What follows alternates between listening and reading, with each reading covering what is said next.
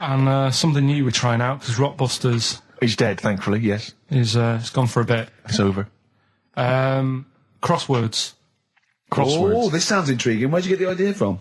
What's the basic format of this? Right, what I've done is I've take like a popular saying from the show.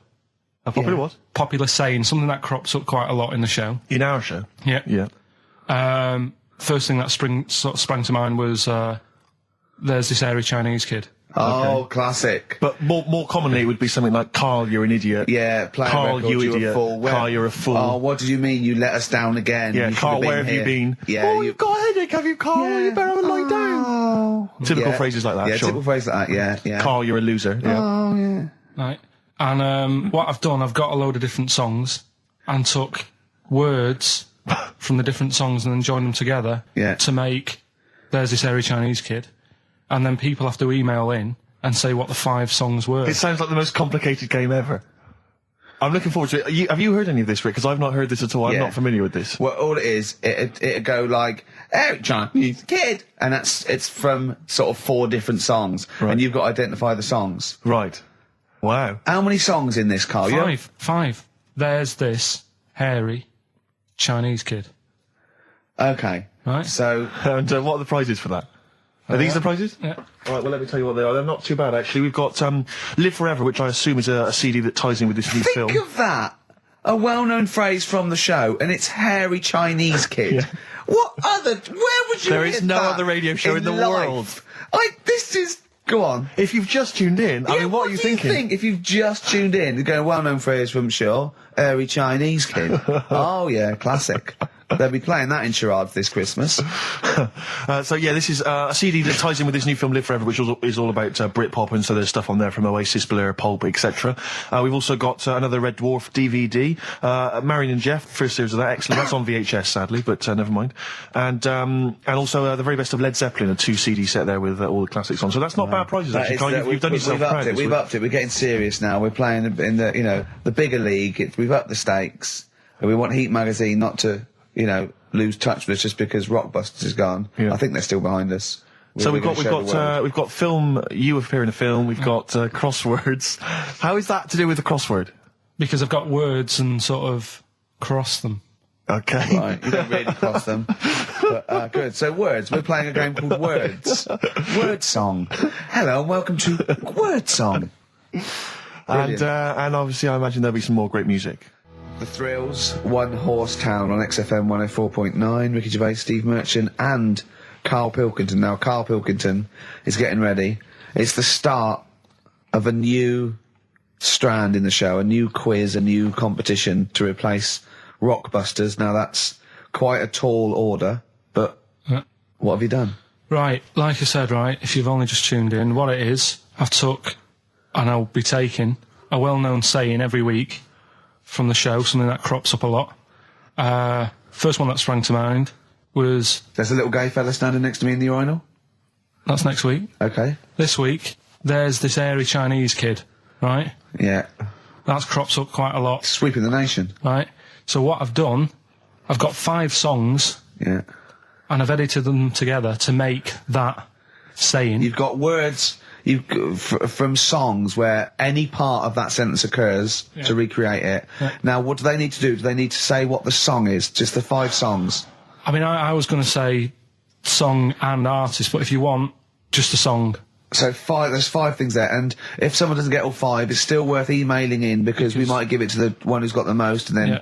Can I suggest we go for artist rather than song? Only because sometimes it's quite tricky to get a song title. Sometimes it's very odd, or it's not quite what you think it is. So maybe artist is an easier one. Are you happy with that, Carl? It's your competition. I mean, Steve always does this whenever I come up with an idea. Oh, yeah. I'm just trying to make sure it's just the best it can be, Carl. Yeah, no, he came up with a few game shows and Steve was going, no, it's no good. And Carl said to me, he said, it's the one of The Office ever got on telly. Yeah, but... Well, we shall see how Cheapest Chimps plays out, but frankly, the fact that you said to me, Steve, I've come up with the best game show ever, it's called Cheapest Chimps, what's the idea? I don't know, I just like the name. It's something to do with chimps. I thought, well, I'm not sure that's the best game show ever. And what was the other one you came up with that you told me about? I think a few people will be disagreeing with him, Carl. I think people will say that Cheapest Chimps could be the best game show ever. You know, when I was in school, people like you, I really didn't like. You're a stirrer, Gervais. He flits, doesn't he, from one side to the next, Karl. The one thing, we may argue, mate, but at least we're consistent. Ricky Gervais flipping from one side to the other. One day he's on Karl's side. When was the last time Steve wrestled you to the ground and got you in a leg clamp? No, you're right. Never. What, is that supposed to be a good thing? Well, didn't you see us? Yeah, I saw you struggling in Karl's office earlier. He was punching my legs to release me. We were on the floor, and I was squeezing him with my mighty legs, wasn't I, Karl? Right. It was like, I imagine that's what a crab feels like when an octopus has got it. We were playing that, weren't we? So anyway... So, I'll play you this clip now. It's 10 seconds long. We'll play it a couple of times, because you'll need to take it in. So here it is, then. What are we saying? We're saying artists? Let's go with artists. Artists. So email in ricky.gervais@xfm.co.uk. Name the 5 artists it has taken to make up the saying, Give there's that this email airy address Chinese again. kid. Give that email address again. ricky.gervais@xfm.co.uk. There's this airy Chinese kid. Here we go.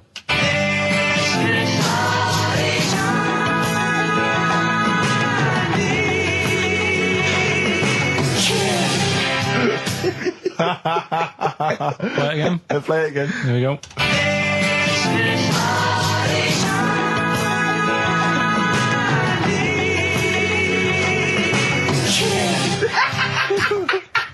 I think you better play it once more. Oh, I've got them. Have you got them all? Yeah. That's nice work. Here we go.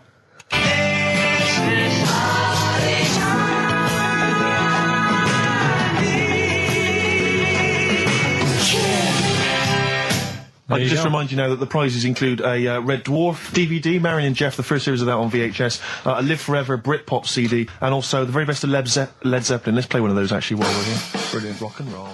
One of the prizes on Karl's competition this week is the very best of Led Zeppelin. That's obviously rock and roll. We've also got a Live Forever Britpop CD, Marion and Jeff, and Red Dwarf. And should we play it again? So people There's have got this another hairy chance? Chinese kid. Who are the artists? Here we go.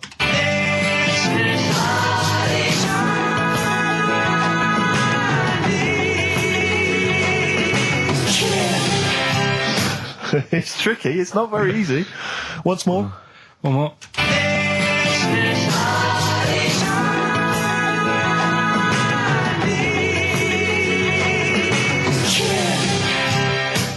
Well, there you go. Ricky.gervais@xfm.co.uk. Those prizes can be yours. Who is he and what is he to you? We have not had any successful answers on your quiz, Karl. We've had people who've got you get a when maximum you put of 4. A duck in a microwave. Yeah. Bill Withers. Nice. All right. Cheers. So I'm not talking about cheapest chimps. That's safe. That's going to run and run. Yeah, that is going to run and run. That's really got legs. I'm going to check the press Monday. I can only assume it's a triumph. Exactly, another Pilkington triumph. Yeah. I'm going to give the prize, if you don't mind, Karl, to Karen and Jeff Gillian, because they were the only couple that got the second answer, which was very, very But tricky. they got 4 today. But they only got 4 right. 4 is the top answer, so should we give the answers play it, now? Karl, and then tell us who each one is. All right.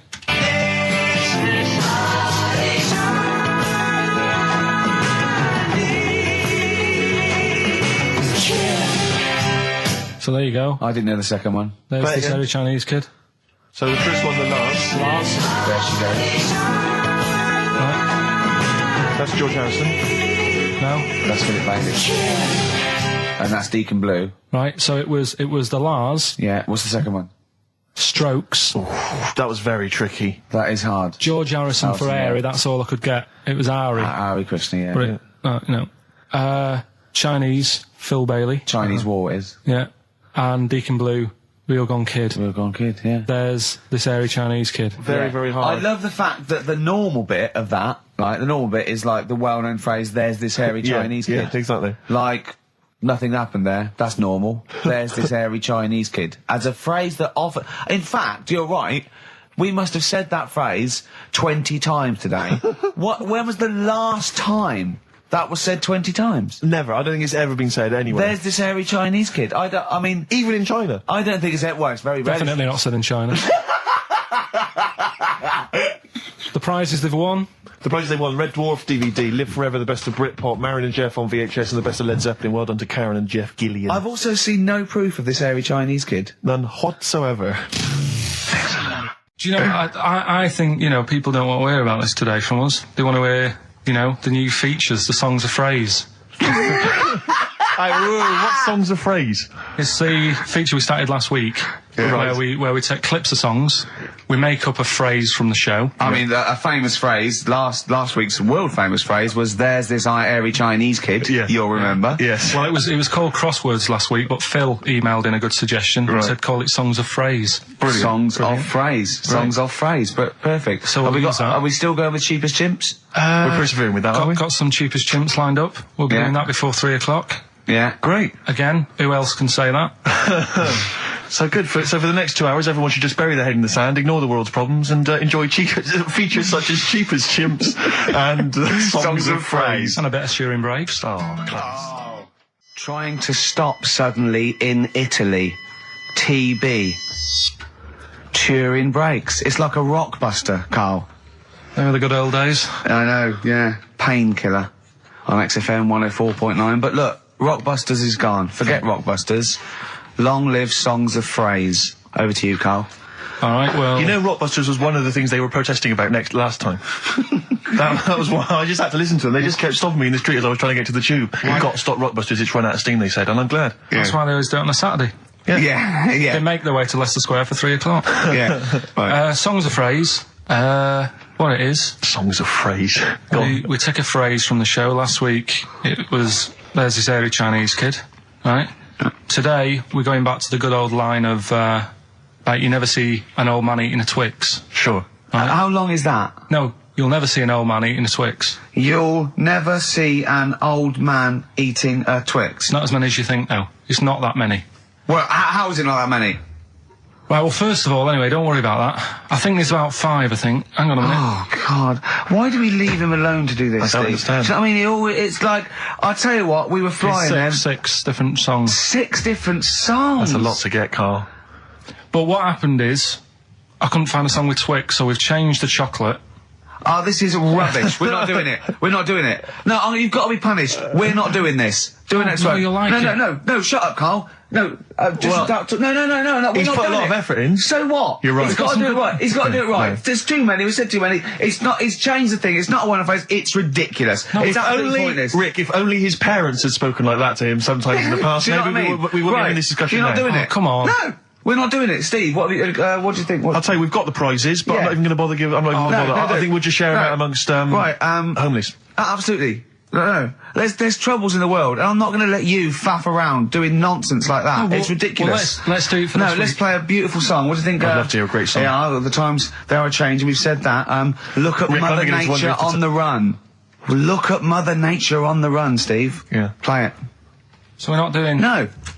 It's your own fault. Now, Carl, the big question, as we know at the moment, is whether we're going to let you do Songs of Phrase or not. Rick, I should tell you now, there has been a flood of... Oh, no, there hasn't. Sorry, I was thinking there'd been a flood of emails, but it was people agreeing with you, Rick. I know Tony Blair has been trying to get through. Yeah, exactly. I'm just checking the emails now. There's absolutely nothing supporting you, Carl. No one gives a side either way about that's not fair. There were a couple of phone calls, weren't there? One was a guy saying you should... I think the other one was you, Carl, was it, phoning from the kitchen? Can we do it? Can we do it? Right. No. If you don't like it, we won't do it next week. But I made it. I don't know why you did that. We thought of lots of stuff that you could do. You chose one where you have to have 10 words and 6 songs to choose. You haven't got Twix. I don't know what you've substituted Twix for. Okay, I've got to say now, I'm going to sit on the fence, so I'm quite intrigued. Okay, right. What have you substituted Twix for? Well, I can't tell you. Of course you can. No, I can't because people have to listen to it and work out. All right, let's just hear it. Let's hear it then. No. They know what they have to know what the word is. They have to tell what the song is or the artist. I prefer just to play it. No, you've got to tell them what it is because they might not even know what word they're looking for. Let's hear him out, Rick. Right. Please, democracy. That's what we're fighting for. Come on.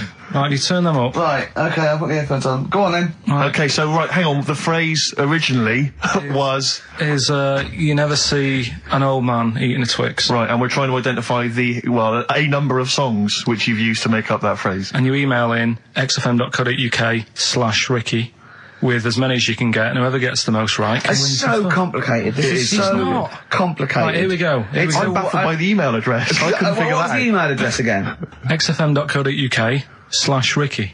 Right. And there's some link on there, is there? Yeah, that you just press and it comes through. Brilliant. That. Right, here we go then, right? And you'll never see an old man turn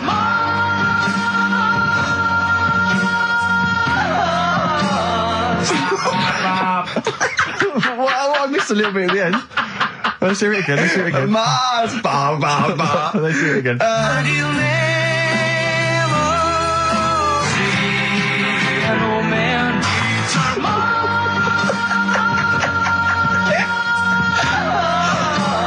ba ba.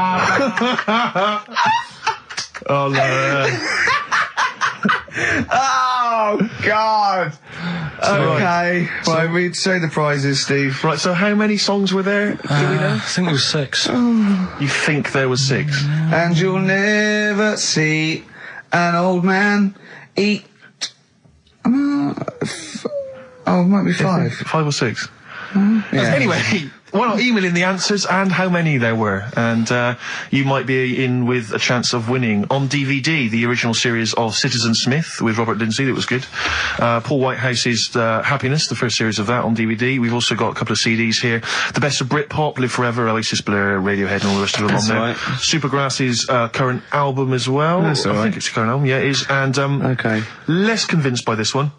If I tell you that some of the artists include Delamitri and Deacon Blue, then I know you'll be rushing out later, Rick, to buy this. Scotland Rocks. A compilation of... Is Wet on there? Let's see. What about Biss? What happened to Biss? Let me see. I'm not gonna... I tell you, it doesn't... I mean, we've got Gun on there. Oh, yeah. We've got... baby, lately. Aztec Camera. Yeah. Big Country, obviously. Proclaimer's not on there. Wait a minute, where's Runrig? There they are. And obviously Rafferty, Baker Street. Do-do-do-do-do-do. Brilliant. So that's definitely worth entering for, surely. So xfm.co.uk/Ricky. Play it one more time. Yeah. Just in, right. And you'll never see an old man turn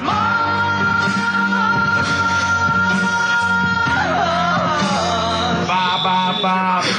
Class. Pure class. Well done. Okay. Yeah. All right, let's go. Oasis. Stop Crying Your Heart Out on XFM 104.9. I'm Ricky Gervais, with me Stephen Merchant and Karl Pilkington. Karl's competition is in full swing now. I just will remind you, when playing Songs of Phrase and trying to guess the songs and artists, what do you want, songs or artists? I think songs is better. Yeah. All right. But that's ambiguous, isn't it, what a song title is? Where Yeah, if I you think know it should the be artist, artists, definitely. maybe the artist that cleans it up really. Yeah? Yeah. Should we do artists? Artists. Okay, you know if they know what it is, because that'll stop any ambiguity, won't it? And don't worry if you haven't got all of them, because the winner last week didn't have all of them, but it's the closest one. I understand when you're trying to guess what's in Karl's mind, you can only get so close. Yeah. Do you know what I mean? He wants us to bring in Darren Brown. He go, because he won't be able to read my mind. And Yeah. I think he's right. I think he might be. I think he's the one person that could outwit Darren Brown. Yeah. Now, moving on, Karl. As we have to. Should we just play it very quickly? Just play again. Just if Karl's you're in case you want to competition? join in. Go on then, one more time. Here it is, Songs of Phrase. And you'll never see an old man turn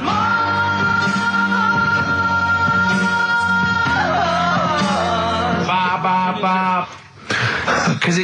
Because you have to get, you know, it is very difficult. So, you know, song or artist, we give points if you're close to any of those, and we'll choose a winner. So, you know, do And what do points mean? Crap prizes. XFM.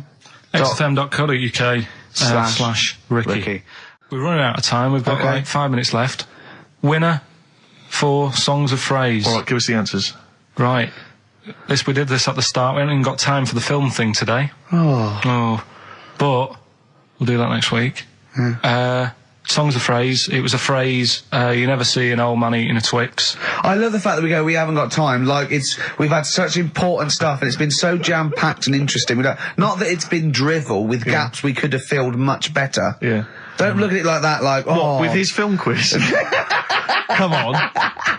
Oh, dear. So, Songs of Phrase. You never see an old man eating a Twix. We had to change it to Mars Bar. Here's what we had. Jerry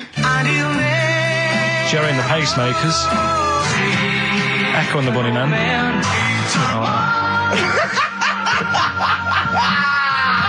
David Bowie. And the Beach Boys finished off. Oh, what do you mean I thought that one was? What do you mean? Who's the winner? Oh, it doesn't matter. You got to give the answer. Who was that one you didn't know it was us? It was Neil Young, wasn't it? Jim Crochet, is it? Old Man River, it's called. Jim Crochet. Old Man River? Yeah. Jim Crochet sang Old Man River? I don't think so. What was it? Who cares? Right. Well, people... I can't believe this. Old Man River, it was. Let's give the prize to... Jim Crochet wouldn't have sung Old Man River. Well, let's give the... Paul Robeson. Let's give the prize to Mitchell Sterling, who has got some of the answers right. On XFM 104.9. We'll be playing that great quiz again next week. Next week. Ricky Gervais with it on XFM Sports. And if you want to send an email, it's rickygervais.co.uk or check out the website on XFM's All the Comms. Good night, thank you for 3:30. Coming up is Harold Levine and Stoopy Nouns. So I'm just looking at, we have got Cheap as Chimps coming. Songs of Phrase. Oh, we haven't chatted about some stuff. Why don't we kick off with that so we don't forget it? Cheap as Chimps or Songs of Phrase or the film thing. We didn't get the film done yesterday. We've also got a new feature, Cheeky Freak of the Week. Incidentally, I should just point out now that someone has, Ashley Phillips has emailed in, because obviously with Songs of Phrase, what Carl does, for those who have not heard it, he takes a phrase that you might hear commonly on the show, and then he uses various songs. There's this hairy Chinese kid. You never seen an old bloke eating a Mars bar. And, as I say, he uses different chunks of songs and he makes up that phrase. And so he has made some suggestions here, Carl, because he thinks that the more common Carl, you're an idiot, fool, etc., perhaps a little overheard, he'd like to maybe hear Carl, pause, I don't know where to start, which is a common one from Ricky. Carl, which bit of that do you actually think is true? And then there's the regular dialogue between the three of us. Carl, well, you know, it could happen. Me, sure.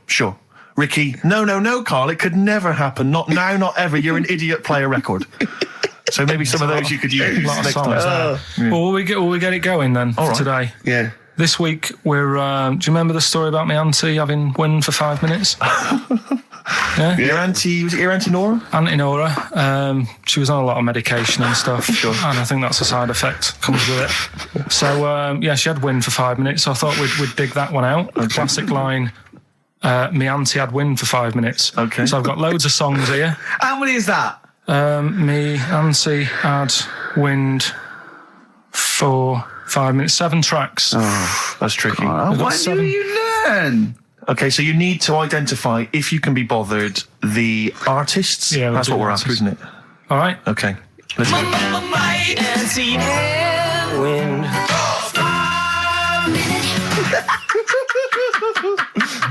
All right, we'll play it a few times. Just remember, as many as you can get, because the winner would probably be, who gets 5 or something. So don't worry if there's a couple you can't get, because you could still probably win. Go on. Again. My auntie had wind. Can I just, what's the email address? It's, well, if they go to xfm.co.uk/Ricky, they can just send them through there and that. Send them through that way. Which of these is the prize bag? Yeah, don't we get them mixed up? That's the one, is it, Carl? Yeah. All right, so let's see what hot treats you could win. As I get them out, Carl, do you want to play it once more? Yeah. My auntie had wind. I recognise all of them except one. Yeah? Right, let me see what we've got 2. here. Once again, Carl, you excelled yourself with an arbitrary collection of DVDs. Just hanging around, were they? Just hanging around. Again, I'm always interested to know which of our XFM listeners has tastes as broad as this. Go on. We've got the recent BBC adaptation of The Hound of the Baskervilles. Brilliant. Okay, fair enough. That's We've right. got, what's this? This is something involving air. the band Air. I think it's a single at best. Yeah. This is probably worth having. This is the current Flaming Lips album, so you've excelled yourself there, actually, Carl. That's not bad. An XFM mouse map. They're as common as muck. Oh, hold on. You can't give away that mouse mat. It's a piece of foam. Now, I was going to dismiss the oddball sci-fi movie K-Pax featuring Kevin Spacey and Jeff Bridges, but Carl, is it signed by Kevin Spacey? It's signed, yeah. It's an actual. So win that and put it on eBay for £4.50. And man alive, what is that? Just look at their faces. No, Carl, don't give that. No one wants that unless it's ironic. Series 1 and 2 on DVD of popular northern-based sitcom Bread. Buy it, sell it. The game's getting hard because someone's dealing you a losing card. They all had a go. All the actors had a line on that song. Play the clips again. Play the clips again. They really want to win it now. Here we go. Might and see and wind. I can't believe this hasn't been done before. It's extraordinary. Because most of our ideas have. Verve, Lucky Man on XFM 104.9, Ricky Gervais, Steve Merchant and Karl Pilkington.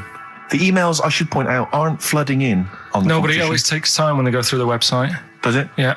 Okay. So they'll be arriving in a bit. Do you want to play it once more for those that have just joined us? All right, then. Might and see and wind. There you go. Brilliant. My auntie had wind for 5 minutes. Brilliant. Genius. Name the artists. Right, I'm going to play this thing again because it is a bit slow today, the email. Oh, because it's too hard. It's not too hard. There's just clips of songs. What are the artists? Email in. Might and see and wind. XFM.co.uk. He's getting annoyed because he put the work in and no one's... He's getting annoyed. Oh. Remember, I think Kevin Spacey and the signed K-Pax DVD is probably the only incentive to try and have a go at that one. Do you just think you could win by getting one of them? Exactly. Coming in They're coming in now, okay. This is electronic. Anyway, competition, yeah? Right, let's get the answers. Let's get this out of the way. Songs of phrase. Songs of phrase, just in case you just tuned in, it's a new feature we've been doing. We take songs and chop them up and that, and it's a phrase that has cropped up on the show a few times. This week we were going back to the classic Me Auntie Had Wind for 5 minutes. Let's go back to the classic. And let's have a These are the answers, listen. is it? Okay. Might and see and wind. Right. So what you had there is you had the Knack with My Sharona. Auntie was some Manson track. What, you don't even know what it was. Auntie Everything, I think it's called, some album track, right? Then you had Bill Medley, Jennifer Warnes, I've Had the Time of My Life. You had Bob Dylan, Wind. Idiot wind. Blowing in the Wind. Oh, Blowing in the Wind, was it? What was after that? Four was 2468 Motorway. 2468 Motorway. Yeah. Tom Robinson. Tom Robinson, yeah. That was the 4. Then you had the 5 from Manfred Mann, 5, 4, 3, 2, 1. We wrapped it up with a bit of 5-star for a minute. Something about... Can't wait. Can't wait another minute. Another minute. So... They're the answers. Yeah, we're looking for someone who... I don't think we got anyone who had them all right. But nobody got all 7, although in your little answer list then you only listed 6 because you got your numbers went out of sync in your own brain. Well done. Once again, smooth. I tell you what, Carl, why don't you next week at least write down the answers for yourself? Don't need to. Well, you clearly do because you just embarrassed yourself. Don't need to. You've proved that you do. Right, okay. Anyway, well done. I'm going to give it to Paul Tier. PJ Tier, because he got 5 of the 7 correct. Well done. So he gets... and he's getting that signed Kevin Spacey Yeah, DVD. if you can just email us your address as well and get them off to you today. All right. Brilliant. That's what you're dealing with. I think I do more than press the buttons. Right, you see, this is it, right? Carl has had a little strop on since last night, okay? And it's... He's had a little strop on? Yeah. You said strop on. I just wanted to clarify. And, I don't know why. He says that I'm an annoying person. He says that I wound him up, right? Which I don't know. He says that you're winding up because you're sort of like negative about everything. Negative? Yeah. And, but what I think it is because we pointed out that his lateness is unacceptable. Yeah. He said, meet you at 6. He turned up at 20 past. He said, well, someone stopped me in the corridor. I don't care. I've got stuff to do. We had stuff to do. I think we're a bit busier than you, Carl. You've got one job. We've got loads of jobs. I keep telling you that. You've got one job in a little room, a 9 to 5 there, that you don't even get done in 9 to 5. That's why you're late and mucking around all the time. There's loads of work to do. Yeah, one job. No, it's not. It's one job with a lot of other jobs in it. It's like those little Russian dolls you get. Right? Well, it's not, is it? Go. Yeah, it is. Yeah. Everyone thinks, oh, he only sits in his studio messing about, making songs a phrase. That's what I do in my free time. Which we've got coming up later. Super slick. Songs a phrase, we're doing that, you can win some stuff. Yeah, we've got the film that we haven't done for the last 2 weeks. The final film, we won't be doing that. Let him down, it's 2 weeks. So you're 2 weeks late on that. Can I just ask, guys, is there going to be some great music? Yeah, well, what about something from the Only Ones? Yeah, Planet. Brilliant. Right. Songs a phrase coming soon. Is it? Yeah, what is it this week? What's the phrase? We're, remember the story I told you ages ago about my neighbour having a horse in their house? Oh, yeah. Having a horse. What's happened with that? Lenny Henry doing it as a series? So, and people nicking your ideas left, right and centre? Well, that's the phrase we'll be using anyway. What? My neighbour had a horse in her house. How many words is that? 6. My neighbour had... So, there's no grammar either. My neighbour had horse in the house. My neighbour had horse in house. What is the phrase? My neighbour had a horse in her house. Are there any prepositions? Are there any prepositions in this sentence? Look, don't judge it beforehand. You see, I'm turning over a new leaf. I think this is a great idea. I think Carl's a genius, and I look forward to hearing this enormously. Yeah, okay. And I won't be sick on your leg, or squeeze your head, or make you jump when you're making a cup of tea. Just looking through the Guinness. That's still the funniest thing, isn't it? Squeaking at someone when they got a cup of tea. Right. It's a good game. Drink 8 pints. Go on. Songs a phrase. Songs a phrase, nicely done. Right, we'll get this going. How do you feel, Carl? Yeah, Again, disappointment. Disappointment probably to your family and friends. Well, I don't think they'll be that gutted, to be honest. Right, songs a phrase. Well, Carl, why don't we beg him to come up with songs a phrase? Because it's a big tease. People love that. Yeah. It's one of the hot new We've got quizzes. one more thing for you to eat. No, I'm not doing any more of that. Play a song? Right, songs a phrase next. Right. That was rubbish, that half hour. Rubbish. That's great. Roots. The Seed, XFM 104.9. I bet that is a record. Eating grapes whilst DJing. Possibly. I'm assuming if there's any listeners out there that have a record-breaking attempt they'd like to see Carl undertake in future weeks, they should email in. I think Jono's got that one. Right, what have we got then? That's that. Right. That's the serious side now. Let's get on with the proper show. Right, songs a phrase. Yeah, let's do that. On to the classy stuff. Yeah. Do you want to do the prizes first? Right, now then, where are they? Here they are. I haven't seen these, but I'm excited as ever. Alright, we have a t-shirt there, arbitrary t-shirt that you have probably stolen off of someone. What does it say? Is it the Red Hot Chili Peppers? So that's right. That's not too bad. It's a big t-shirt there. On DVD, this, should you be giving this away? This looks like it's the film Don't Say a Word. Yeah. And it's, it doesn't have all the proper packaging. It's literally the disc, the DVD disc, just loose. So enjoy that. The current album from Oasis, Heathen Chemistry, DVD, on DVD, The Life of Mammals, the complete series, the David Attenborough recent DVD, that. Walking with Cavemen, which I think is a DVD, it's currently on TV, isn't it? And, well, there you go. And also the X-List, which is a good new compilation, double CD compilation from XFM with loads of stuff on there, including Nerd, Snoop Doggy Dogg, Athlete, all sorts. Go on then, Carl. So not bad, actually. Nice one. Well done. Right, so, yeah, it's a phrase that's been said at some point, or said a lot on the show. We've had, like, Hairy Chinese Kid. We went back to my mum had wind for 5 minutes and that. Today we're looking at my neighbour had a horse in a house, right? Yep. If you remember, we were talking about that probably about a year and a half ago now. Yeah, of course, right. Of course we remember. They've been talking about it ever since, Carl, I imagine. Yeah. Well, it's famous. It's a world famous phrase. My neighbour had a horse in her house. Right. So this is this week's songs of phrase, and what I've done is I've got songs with those words in that make up that sentence. Yeah. You get to email in ricky.gervais@xfm.co.uk. There's 6 different songs, right? You email in with what? I don't know, there is 6. Me neighbour had horse in house. Is it really that sentence? My neighbour had a horse in her house. It does work, honestly, it works. Okay. Yeah, okay, don't bother explaining it, just play it. Right, yeah. so here's the Here it is. We're just going to do it. Headboards in a house. Right? What in God's name was that? Yeah, name the 6 songs. Headboards in a house. Huh?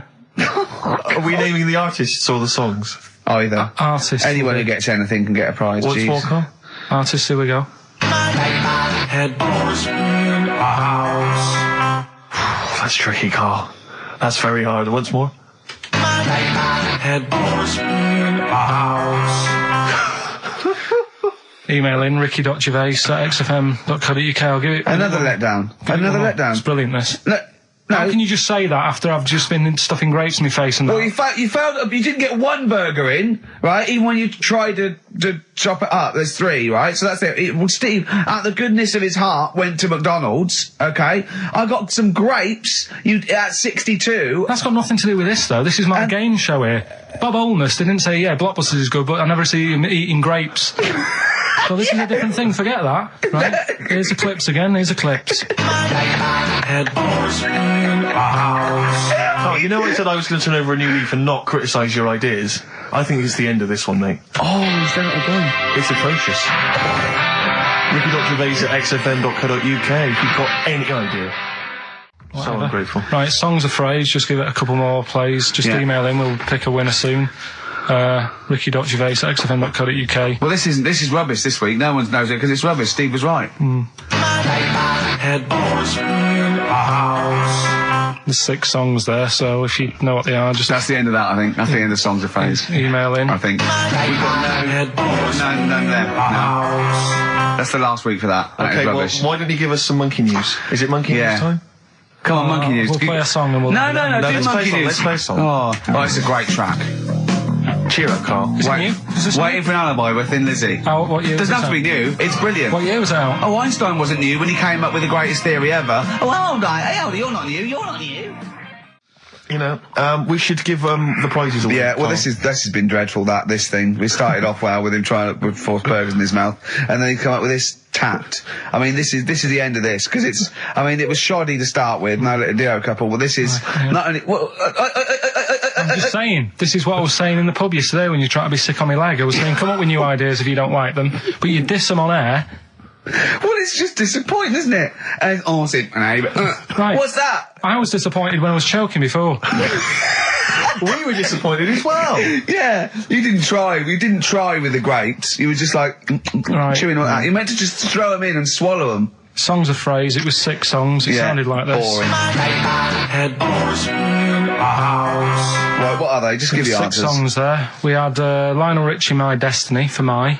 Tricky. Neighbour. Oh, that's XFM. Ooh. My neighbour was Space. Neighbourhood. Had Harry Connick Jr. Had to be you. Yeah. Right. Had a neighbour had a horse. Horse America. America, yeah. We had a horse. In was Lisa Stansfield with Pathetic. In All the Right Places. Oh, pathetic. Did anyone get that? And No a one house got that. No one from got that. Animals. So that was pointless. All right. Well, the most anyone got was 3, Yeah. and we're going to give it to Deborah, and that's Yeah. possibly Deborah and Kate. They got Right. at least 3 of those. So well done. Okay, well done. Yeah, there's prizes on the way. That's the end of that. Well, do you want to do some, give some stuff away? I suppose so, Carl. We could, yeah. Yeah, set it up, set What it do you rolling. think? What is it? Which of your many competitions is this? Songs of phrase. Talking of competitions. Okay, prizes to give away this week. You've excelled yourself again. We've got, once again, Scotland Rocks, the very best of Scottish music, Texas Deacon Blue, Brilliant. and Jerry Rafferty. Proclaim's on there or not? Proclaim's there, don't worry. Delegate's on there as well, don't worry. Yeah, it's very Don't quick. worry. It's Biss on there. It's Biss on there. I'm just checking to see if Midgure and Hugh and Gry feature, but they do, thankfully. I don't know. The Rosillos as well. Oh, and Gun. brilliant. That is great. brilliant. So I look forward to is that. Is Lulu on there or not? Oh, is she not on there? I can't No, see she's her, not on there. actually. She's not on there. But the don't wets. Are the wets on there or the wets or not? Fairground attraction. Perfect. Brilliant. Brilliant. That's on there. So Is Wee Hootie McTooth on there? And his Jamboree. what's this? This is another arbitrary compilation called Strange and Beautiful. The X-List album, which is quite good. The new album by the White Stripes. The DVD Walking with Cavemen, that TV show that's on VHS. It's still got the price on there on VHS in case you haven't seen it. Fight Club and the best-selling book from Michael Moore's Stupid White Men. So actually some quite good prizes there, Carl. Not bad. All right, Carl. What's this competition? Right, Songs of Phrase. It's where I get a line that sort of is said a lot on the show or has been said quite a lot on the show. Yeah. Is this one Stop Squeezing Me Head? No. Oh, I could have done that. Yeah. But what we're doing is my favourite. The Elephant Man's my favourite film. Is that the phrase? Yeah, that's the phrase that we're looking at today. The Elephant Man's my favourite film. It is as well. It's his favourite film. I know. Why is that again? So, because it's funny and sad, and it's you know exactly what you're going to get. Yeah. They promise you an Elephant Man, that's exactly what you get. Yeah. It's good. Have you seen it, Steve? I have seen it. It is good, isn't it? Yeah. Do you remember at the beginning of the Elephant Man? Think of that. Having that as your favourite film of all the hundreds of amazing films. I mean, it's a good film and it's a moving film. Yeah. But I can't imagine it's a film I would watch endlessly again and again. Care about a bloke with an elephant's head. I watched a little bit of it again the other night. It's one of them that, just sort of reminds you. You know what annoys me? When he goes, I am not an animal. He is. Well, I mean, he speaks like one. And what doesn't help? He's got And he looks like one. No, yeah. But it was a bit unfair because they never let him look in a mirror because he's a bit odd looking. It upset him. Yeah. So his hair was always a mess. And that made him look worse than he actually was. Yeah. But good film. Get it out if you haven't seen it. That's the phrase today. Do you know, I remember my friend introduced me to that film, and if you remember at the beginning there's a big montage because he is working in a zoo, isn't he? Or he's being kept in a zoo, and there's a sequence of various elephants, I think, actual elephants kind of rampaging, and it's just quite a sort of moody, atmospheric montage. Is he king of the elephants? Could he maul them? My friend said to me when we watched this, he said, what happens is he gets trampled on by some elephants, and that's what makes him look like an elephant. And I went, right. And I watched it and I thought, that's not the case. And I tried to explain it to him, and he's, to this day, still convinced that the Elephant Man, it's like when Spider-Man was bitten by a radioactive spider. Yeah. It was his man, wasn't The it? Elephant Man. The power of an elephant. Was it his mum who got... He never forgets. Anyway. Be careful. Is it his man what? Wasn't it his mum who was pregnant and then they ran over her? And No, I don't think so. that's the impression I got from it. No. You are joking, aren't you? No. I thought, I honestly... Anyway, right, so the phrase is, my favourite film's The Elephant Man. Hold on, wait a minute. There's 5 songs make up that sentence. Yeah. Right, this week. Have a listen, see if you can work out the songs. Email in, ricky.gervais@xfm.co.uk, right? And you win all that stuff Steve just said. So, right, here we go then. The Elephant Man. He's my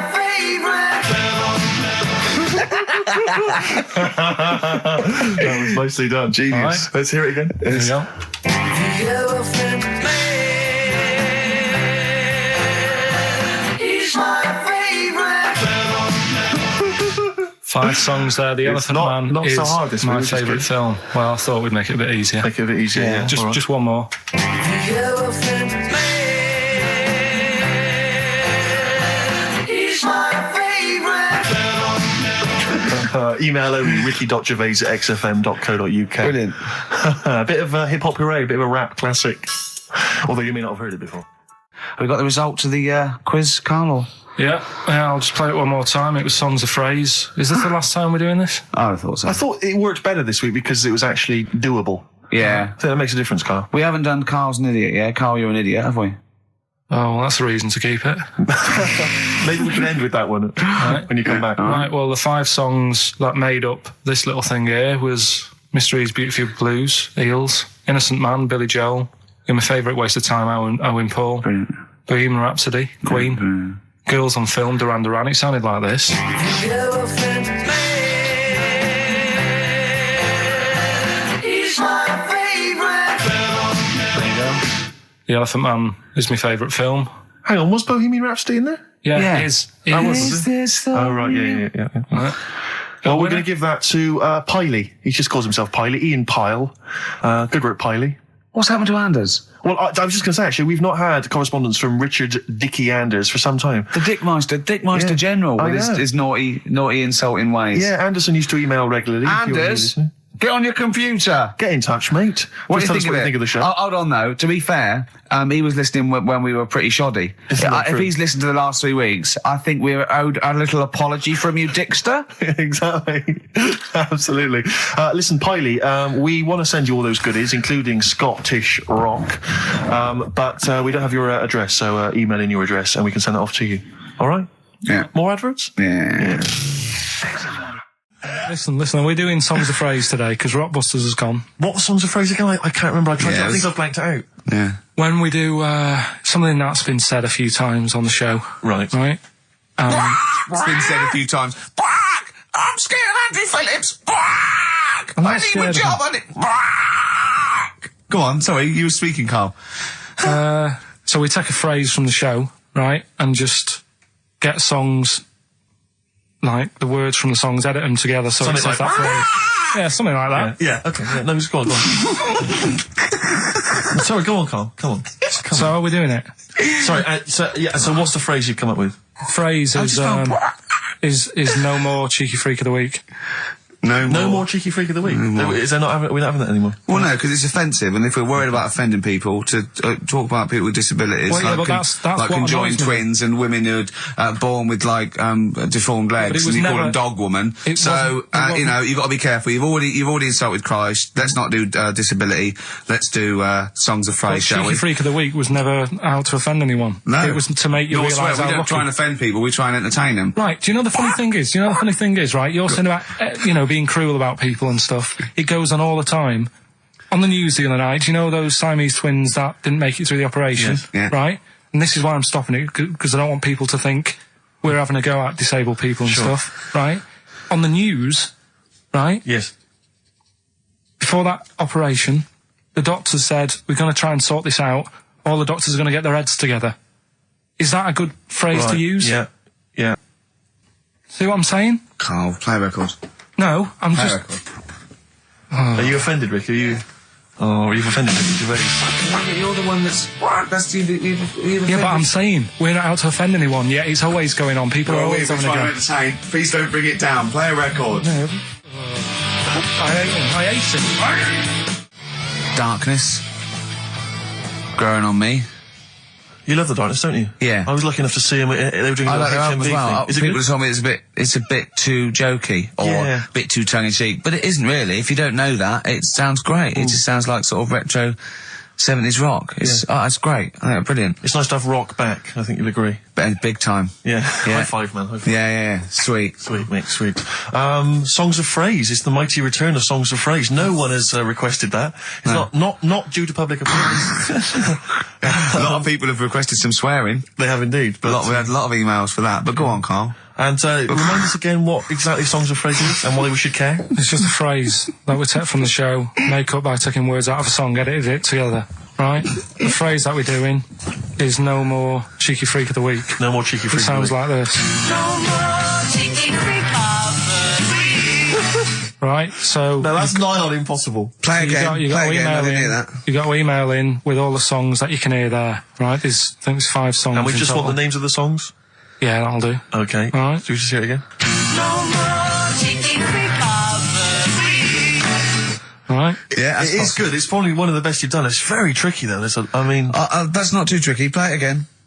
No more Cheeky Freak of the Week. How many have you got, do you think, Rick? Just. Well, I've noticed the same person singing twice. Is that right? In a band and solo. Yeah. Okay. And I know one track straight away from the word. Can I just say, I do think naming the songs is a bit tricky. Let's just name the artists. Is that all right? Just the artists? Just the artists. Just change the rules slightly. Yeah. Before we play it again, just let you know what the prizes are. We've got on DVD Later with Jules Holland Louder. Lots of the alternative acts he's had on there. A DVD, a couple of DVDs. With Boogie Piano over the top. Let's hope so. Brilliant. I can't wait. Mary Trainor on there, Stereophonics. We've got Sonic Youth, Ash, Hole, Queens of the Stone Age, Foo Fighters. Quite good. Once again, Cruise of the Gods on DVD starring Rob Brydon and Steve Steve Coogan. That was on at Christmas. It's not bad. It's not the same one. They haven't been sending that back. We've been giving out different ones each week. We have indeed. This is an album just called quite simply I Love You. Yeah. And you'll be pleased because there's the likes of Mel C, Cliff Richard and the Hollies on there. Brilliant. Excellent. The best chill-out album ever. We've got the Beach Boys on there, Elvis Costello, Pink Floyd, Coldplay. That's not bad. And this is the one that's most interesting, I think, the American Song Poem Anthology. I've not heard it yet, but apparently, I think what it is an anthology of recordings that were made apparently in, I think, maybe 50s or 60s America. There was a particular organisation, you could send in songs or lyrics that you'd written at home and they would send it to music and record it for you. And this is a compilation of them. So obviously there's some quite idiosyncratic and odd little things on there. I think it's probably worth a listen. So not bad prizes at all, Carl. Let's play it again. Well, we started that going. Just the artists then. Ricky.gervais@xfm.co.uk. Ricky.gervais@xfm.co.uk. Once more, Carl.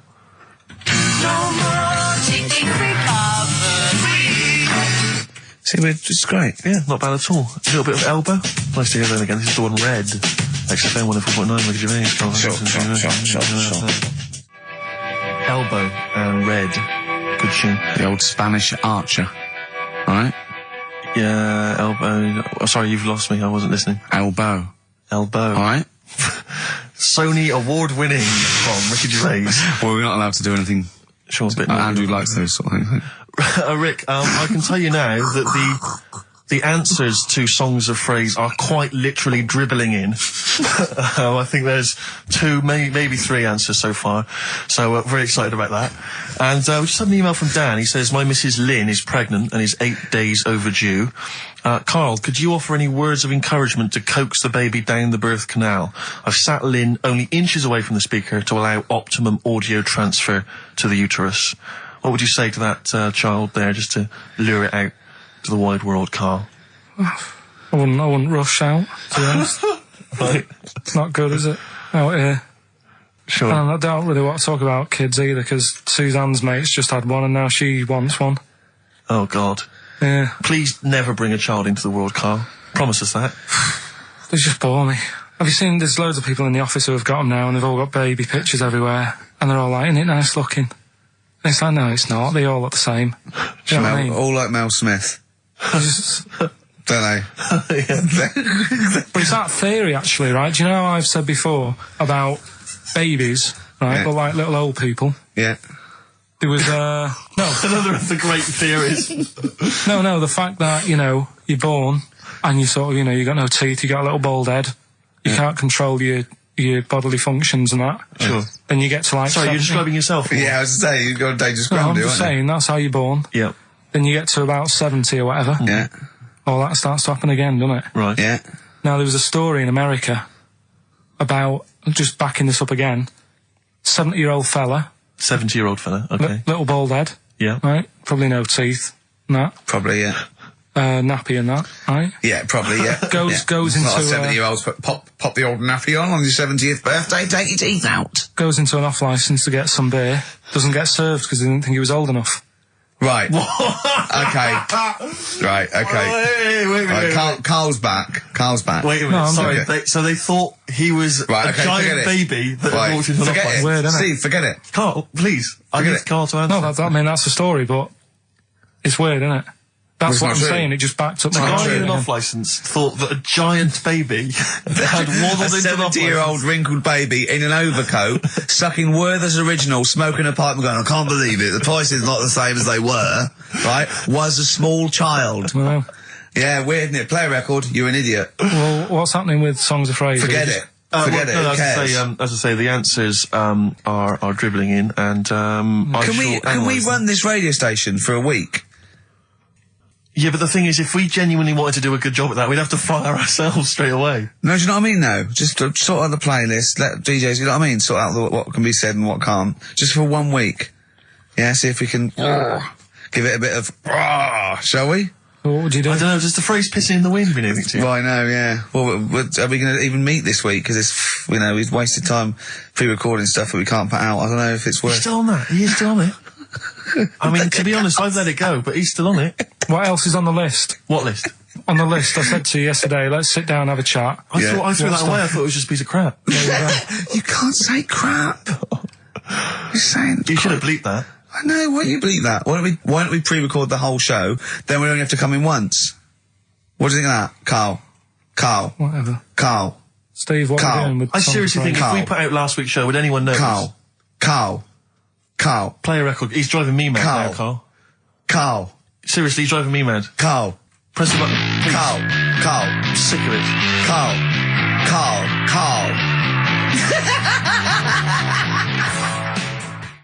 Anyway, Hastings answers for soon. Rockbusters. It's going to Hastings in 10 minutes, isn't you? Can't wait. He's looking forward to it. Lovely day. Lovely town. Nice little trip. Chill out, come back refreshed. Monday. Let's do some work. Ooh, you'll sleep tonight. What does the boss want me to do? He's done you there, Carl. I was letting it lie, and he comes back with that after we were getting on. So, who's the winner? Answers. Well, let's give us the answers first. Right, well, This was this is how it sounded. It's not Rockbusters. I'm calling it Rockbusters because No more it's all cheeky weird. they're all girls. interchangeable. aren't they? No more cheeky recovery. Right, Paul McCartney, Cheeky Girls, Sugar Babes, Space and Beatles. Okay. Brilliant. You've really, I mean, if you're not interested in it, Carl, seriously, mate.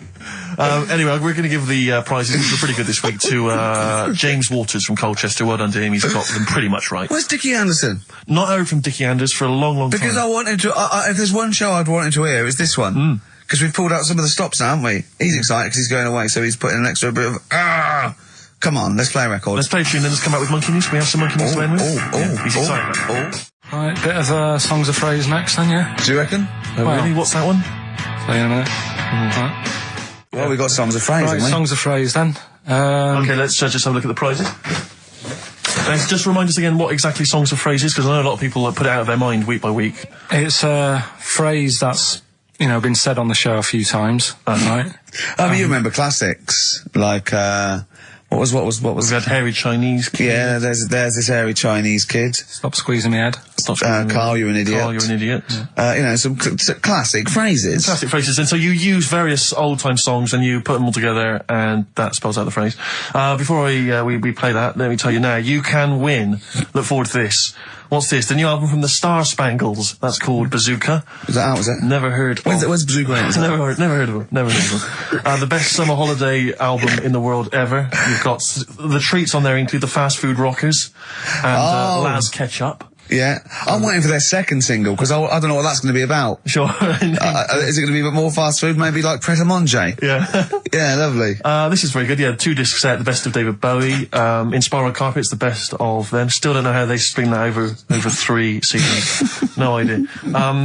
Bowie's is one. Yeah. We mentioned it last week, the American Song Poem Anthology. That's kind of a kooky collection of songs. And we've also got a couple of DVDs here. Stephen King's Rose Red. I've never heard of it. Straight to video. Yeah, made for television. Yeah. Will never be seen at the cinema. And I'm sure there's a lot of nerdlingers listening, so they will be loving Richard Dean Anderson in Stargate SG-1. Free inside, there's a collector's card, plus you can win some exclusive memorabilia. Brilliant. So I think a pair of their... Right, all you've got to do is listen to these, 13 songs, probably, to a well-known stupid phrase. It's only seven different songs, right? Well, just get the most you can. Just be rough. Artist or song, it'd do, right? And the phrase is about me dad nicking from telephone boxes. Right. You got to give them a clue, because they've got to know what they're listening for. It's hard enough when you know. Dad is never going to stop robbing from telephone box. Is that it? Yeah. So what are these songs then? Go on it doesn't matter that some people don't know what that's about, do they? Doesn't matter. No, they don't. Well, your father's a thief. Is the point? Email only. ricky.gervais@xfm.co.uk. Let's hear it. All right. From...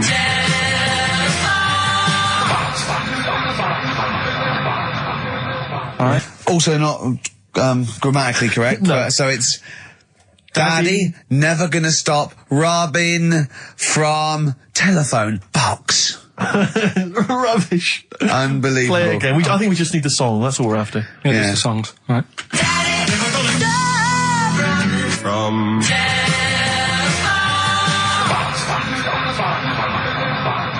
Just again. Well, This is a desperate feature, It isn't it? really is awful. From... See, Rick, if we took more of an interest in this show, we'd have come in, listened to that, and said, no way. We'd have said, no way. I don't care how long you spent on it. We've got a reputation. Yeah. We've won awards. We've won major awards. We're not putting that tat out. But, yeah, no. You know, that's what. But we're just giving the listener what they're used to. Exactly. So, I think more fool them for listening. Ricky.gervais@xfm.co.uk. Right, listen, songs of phrase answers next. We'll go out of the way. I'll tell you what, play it once more so that people have got a chance to actually enter. Hang on, If you keep can't be talking, bothered. keep talking. Oh, I can't be Should be ready, Carl. This is terrible. Here we go. From... Right. That is the well-known phrase, Daddy's never gonna stop robbing telephone box. The well-known phrase. And we're looking for the songs, I think. I don't care. All right. We were playing earlier songs of phrase. We have had... I mean, the answers I could literally count on the fingers of one hand. Now, the right answers, even less so. But, do you want to play it once more, Carl? Oh, God. From... There was 7 songs in there. Right. Read them out, Colin. What are they? It was, Oh, have you got it written down? oh, I can remember them. Daddy Cool. Right. Boney M. Boney M. Yeah. Never Gonna was Give You from Up, Rick Astley. Yeah. Never Gonna. Write them down! Stop, Sam Brown. Right. Robin was Miss Robinson by Simon and Garfunkel. Mrs. Robinson. Yeah. Hang on a minute. That's not Robin. Oh. From Russia with Love, Matt Monro. Right. Telephone hanging on the telephone, Blondie. And then Box, Living in a Box. Living in a box. Well, listen, no, I don't think anyone got them all right. No. If you did get them all right, I'm sorry, but I gave up checking the emails a long, long time ago. So, I'm going to give it to Michelle Flower, because she got a few of them right. So, well done, She got a lot right there, actually. Well done. Good, well done. She got 5 out of 7, so well done, Michelle. And you get all those great prizes. Incidentally, we mentioned that Stargate SG-1, I'm sure you look forward to that, Michelle. That features Richard Dean Anderson. Had a lot of emails, people saying, is that the same Richard Dean Anderson or Dickie Anders that used to email in and said he loved the show? What's happened to Dickie No, Anders? I've not heard from Dickie for ages. So, Dickie, if you're listening, Richard Anderson, if anyone knows Richard Anderson, what's happened to him? Well, I think we know his top 3. Yeah, exactly. So, Dickie Anders, if you're still out there, get in touch with Anders. It was also, Yeah. So anyway. Anders. What have we got? What What are you providing then today? Have you got a quiz for us? Yeah, we've got, what's her name if you want? We've got, We've got what? what's her name? What's her name? Is that a new one? Don't know. Yeah, what's her name? Yeah, what girl am I thinking of? Songs of phrase. Songs of phrase. We've got that coming up. All right. Yeah. Okay, so quiz time. I know everyone's been looking forward to this. Which quiz is it Well, we're this going to week? play along because he's done Songs of Phrase where he cuts up bits and pieces from records. You have to guess the title or the artist and makes a well-known phrase, i.e. a phrase that we've said a lot. And the challenge is that me and Steve have got to try and work out what it is as well before we will tell you the phrase, but let me just see if I can guess. Play it. Tell me why, tell me why, tell me why. Play the game of swing. Right, I know what that is. I didn't hear it. Can you play it once more for me? Right. I know what that is. Right, it's why don't they play the game of swing ball? Because that's what he said when he turned on and saw people in wheelchairs playing tennis. And his point was... Tell me why, tell me why, tell me why. Play the game of swing. Oh, dear. That is so naughty. This show's been a bit naughty, I think. I don't know what's happened to us. I think it's like sort of end of term sort of madness, but I think we've got to calm down here. We've been a bit naughty there. We said, bloke with 2 dicks. We said Chinese people don't talk properly, which is a little bit... offensive. Yeah. Know what I mean, Carl? Well, they don't know. Right, okay, let's leave it now. Okay, stop there, Carl. Carl does not necessarily reflect the opinions of XFM or any other human being. If you think that me and Steve have been being offensive, we are strongly behind the guise of irony, satire, and ignorance. Carl only has ignorance and hate. Yes. No, but as long as you say something good about someone, you can also say something bad about them. How does that work? Go on, and give us an example. Well, Chinese, Yeah. yeah, Yeah. great people, right? Good. The women really good looking as younger people. No! What are you doing? I'm just saying, as long as you know what I mean, there's good and bad and everything. For every What are the old ones like? They don't age well. What do you mean? The fella in Karate Kid, the teacher, is only about 36. We started this. Oh. Fact. So, songs of praise, email in, ricky.gervais@xfm.co.uk, right? I mean, I have to say, Carl, this is very tricky this week. You've got some very obscure sounding songs there. Yeah, just all we want is the artists. I think just the song, Carl, mate. I think that's hard. I think that's hard. Yeah, the artists. Just the artists, I know. Okay, so these are the prizes this week. Well, let's play it again so they can hear it. Try and work out all the different artists. Yeah, why don't they play the game of swing ball? Right. Tell me why. Play the game of swing ball. Right. That's tricky. It is tricky. That is tricky. That is good. But there's some great prizes, including, Carl, I can't help but notice, torn from the current, I think today's issue of the Daily Mirror. What, he's giving away a giveaway? It's a free CD from the Daily Mirror, which you can buy it, you spend 30p on the Mirror, you can get this anyway.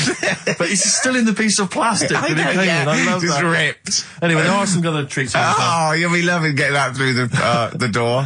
So there's the Jingly Jangly Sound of Summer, Good Vibes, a 2-CD set featuring music from Crowded House, R.E.M., Simon and Garfunkel and the Beach Boys. I'll tell you what, I've thought of another game. We can put Carl's into theory, right? I can tell him a sort of like a person or, a people or a place, right? Or a profession, and he's got to come up with a good and bad. A good and bad thing. It is dicing with death. Yeah. Are we ready to do this? Well, listen, if we're quitting in the next couple of weeks, then who cares? Okay. Good and bad, right? Well, hang on, let me just tell them, we're on the prizes here. Alright, okay. So now 55. I know there's a lot of XFM listeners who are going to be looking forward to the likes of S Club 8 and the Fast Food Rockers. They're all on there. I can't wait. What is their second single going to be about? The Smashing Pumpkins. This is quite a good little compilation of sort of B-sides and live performances and stuff like that, which is not bad. The best summer holiday album in the world ever. I think we've given that away in the past. All sorts of stuff on there. Plus the director's cut of True Romance on DVD. The Tarantino scripted. It's a great film. Tony Scott directed movie. So there's some quite good prizes. Just play it once more. So email in ricky.gervais@xfm.co.uk. Why don't they play the game of swing ball? Just the artist, yeah. That's all we're after. Yeah. Right. Tell me why. Play the game of swing ball. Very tricky. Brilliant. Very That is tricky. brilliant. All right. Bung a song on now. What? Let's put a song on. Bit of Pharrell Williams. Yes. Good and bad. Old people. Pharrell Williams featuring Jay-Z, that's a new single, and then Frontin', that's released on the 4th of August. It's made me sort of feel funky, but in a chilled out way. Yeah, that's perfect. See some adverts though, that would really help you. Yeah. Darkness. I believe in a thing called love on XFM 104.9. Ricky Gervais, Steve Merchant, Karl Pilkington. Karl set the ball rolling with songs of phrase. Why don't they play swing ball? Referring, of course, to people in wheelchairs who play tennis, because he was disappointed they weren't getting around the court quickly enough. So why didn't they play swing ball? Yeah. Brilliant. Someone just emailed in saying because if they hit it to the top, they wouldn't be able to reach it to unravel it. Exactly. Which is a good point. Yeah. But I mean, nonetheless, good and bad in people in wheelchairs? Do you want to do that? Good and bad things about people in wheelchairs. Good and bad. Yeah. Suppose. Don't know really. They take up less room in cinemas. They've got their own seat. Good. That's good, is it? That's a good thing. Yeah, good. Yeah, well done. And what's bad? Don't know. I'll have to think about it. Okay. But well, let's leave that, eh? You started it. Let me just give the email address. But, let me just give the email address. I just said it, so look, talk over it. Okay, I'm going to do Carl's top thing. Ricky.gervais@xfm.co.uk. That's also the email address for your answers to this week's Songs of Phrase. Play it again, Carl, if you would. Go on. Tell me why. Play the game of swing ball. We just want the artists, is that right? Yeah, that will do. I've got two that you don't like. Not that you hate them, but that you sort of like, don't agree with them. Would Liverpudlians be in your list? Probably. What about gay fellas in toilets looking at you? Well, I think they've sorted that out. So.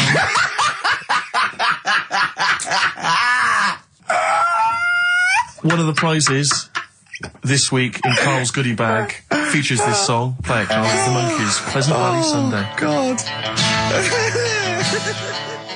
So we giving the answers out for what's the name? Oh, later. Play a tune. I'm bored.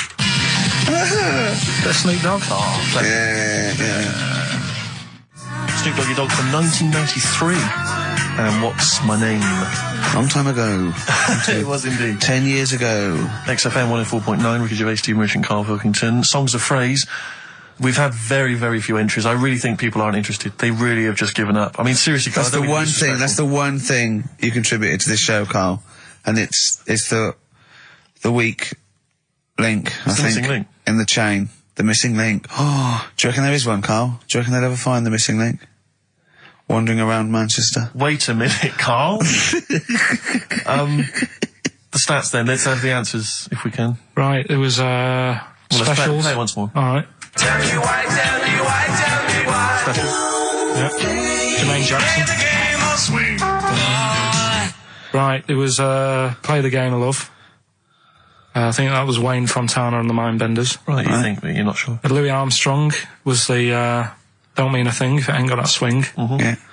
And Queen, Don't Stop Me Now, We're Having a Good Time. And that. We're having a ball. We're having a ball. Yeah. Well, I mean, considering you yourself weren't entirely clear, I think it's only fair to give it to Paul Brown, who got some of the answers right. PB, you are getting those prizes. Well, they are on their way They're to you winging their now. way to you. Silence is Easy, Star Sailor on XFM 104.9. Right, it's the quiz of the week. If you want to go out and do some shopping, this is probably a good time. And come back again for about 15:15. But don't forget, what I will say is, even though these clues, we're going to do songs of phrase, by the way, where Carl picks out a phrase that he might have said once, tries to find words from songs to put it together. You've got to guess as many as you can, song or artist, I can't remember. But even though you might look at it and go, that's mental, I don't know any of them, you might win if you get 2 right. I mean, I think the winner last week got about 3 out of 3 Well, or I have 7. to be honest with you. I mean, last week, Rockbusters, surprisingly, was a very, very popular quiz. Yeah. It just happened to be awful. Yeah. This one is pitiful. I mean, it's truly atrocious. Yeah. And it really doesn't even have a fan base. I mean, there's no one championing this one, Carl. Last week, seriously, mate, I got about Carl's face. 7 or 8 replies. Oh, God, that's terrible. That was like when you told a kid that you couldn't afford a Christmas present this year. Look at his face. Yeah, it is a bit distraught. Carl, I suppose it's like Chris Evans' face when they said they were cancelling Girls and Boys. It's like, but I can come up with great TV game shows like that. No, you can't, Chris. Not anymore. Oh, his little glasses slid down his nose. I'm the guy who don't forget your toothbrush. Yeah. What was that money you owe me? No, you owe us. Oh, believe it. Alright, so will I just play it to you and Whatever, you Carl. try and work out what the phrase is? Sorry, it's a phrase that might have once been uttered on this show. It was said last week. Oh, right. All right, okay, brilliant. Alright, here we go. I know you're just 16, but looking all of 21.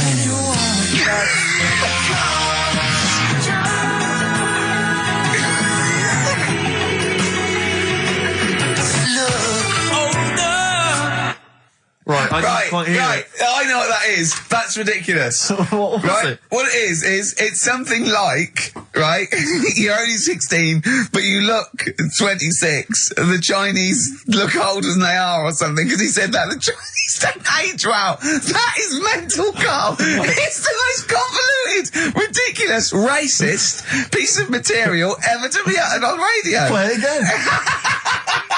I know you're just 16, but looking all of 21. That's...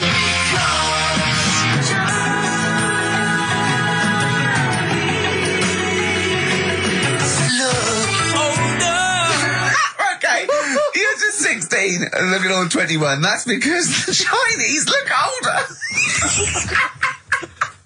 Carl, you've gone mental. All right. Oh, that is amazing. So, there you go, the well-known phrase, you're 16, looking all of 21, that's because the Chinese look older. Well-known phrase there, sweeping the nation. That'll be up there with "was up," And shut that door. If they do a poll, right. Okay, play it once more. We're after the artists. Just the artists. Yeah. Right. I know you're just 16, but looking all 21. That's...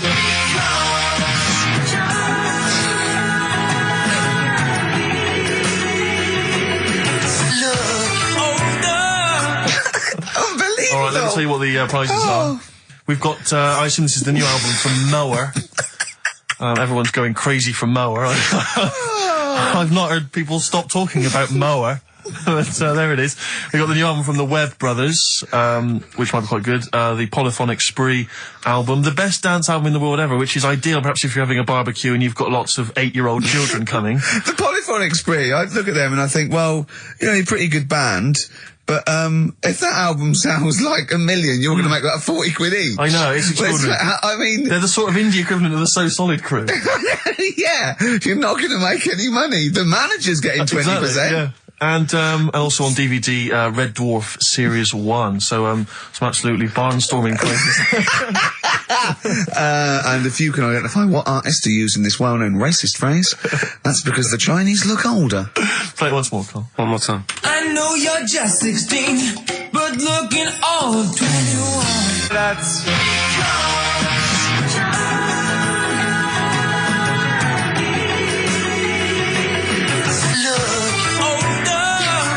Oh, God. Ricky.Gervais at XFM.co.uk. Play a record. This is radio. Panic, the Smiths on XFM 104.9. Well, we've done the first half hour, which is mainly genital related. Then we've kicked in with some racism. You have to guess what artist. It seems just a couple of emails just to update you on what's coming in here. Go on. Natasha has emailed us. She says that she's of Chinese origin, and at 27 she often got mistaken for 24. So your notion that Chinese people don't age well is obviously factually incorrect. Yeah, well, we didn't need... Thank you for playing, but I mean, honestly, trust us, Natasha, we didn't need you to tell us that. We know Carl is talking absolute nonsense. Wait till you get to 30. Oh dear, no, this is quite a nice email from Paul. He says, let Carl know that I have a Chinese friend called Oi. Imagine the confusing and amusing situations we get into. We're out and about in busy Soho. Does his surname come here? Or lightning wit from Carl. Wait That's nice. till you're 30. Yeah, I know. Brilliant. But no, actually, we've had a surprising response to Songs of Phrase this week, despite the fact everyone has agreed that it's racialist. They've nevertheless had a go. So keep your answers coming in, because we may as well. You're a hit, Carl. You're a hit. What, have we still got monkey news?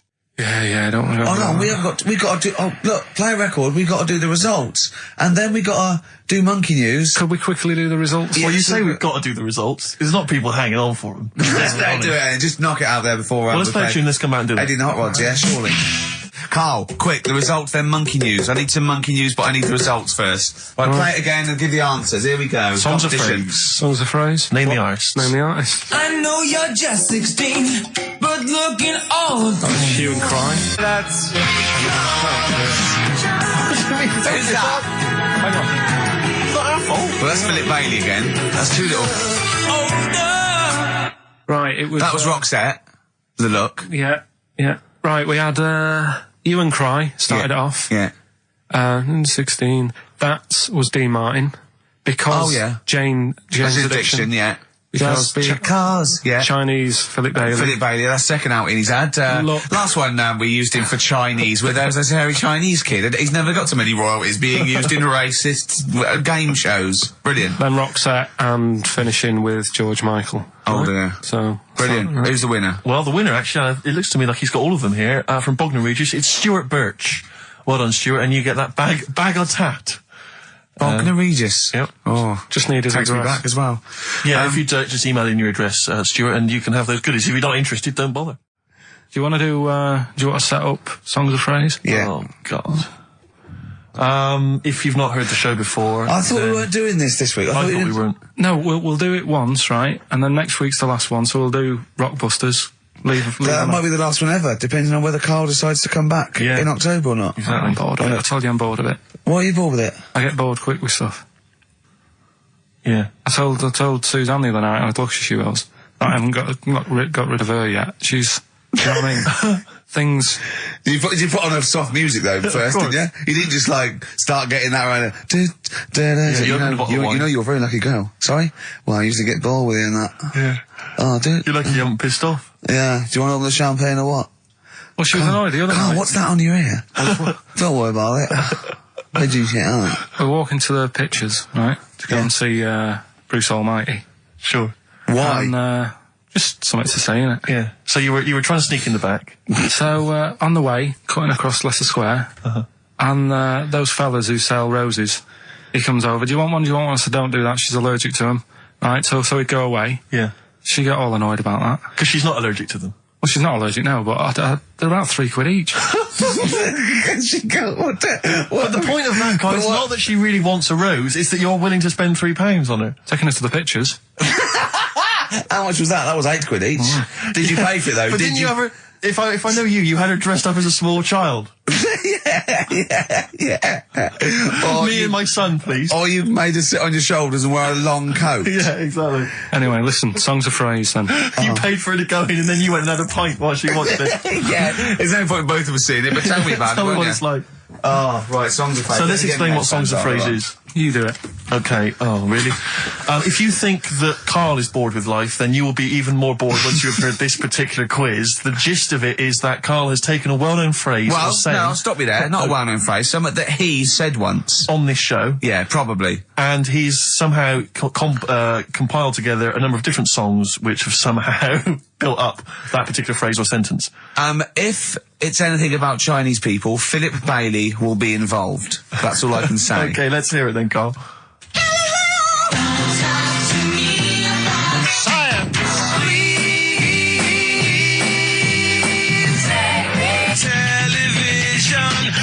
Right. Alright, I don't know what that is. I don't know what that was. This is appalling. I don't know This is what that appalling. is.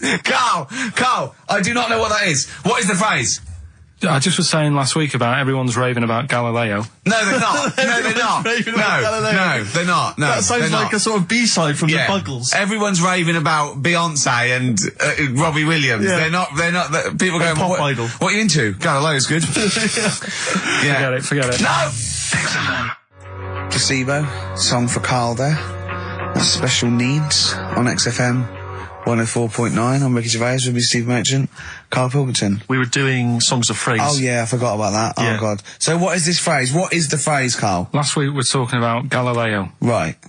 And I just was saying, years ago, I can't remember now, when was it? When was he doing his thing? End of the 16th century, I think. Right. And he was messing about, trying to find out about speed of light or something, is it? No, he did lots of stuff, Galileo. All I was saying is, Gravity, back then, yeah, surely yeah. everyone was saying, stop messing with that, make us a telly. You know what I mean? There was other things that people would have been happier with. Sure. Back then. Like they Yeah. didn't So have. the phrase exactly is what? The well-known phrase is what? Galileo, it goes like this, doesn't it?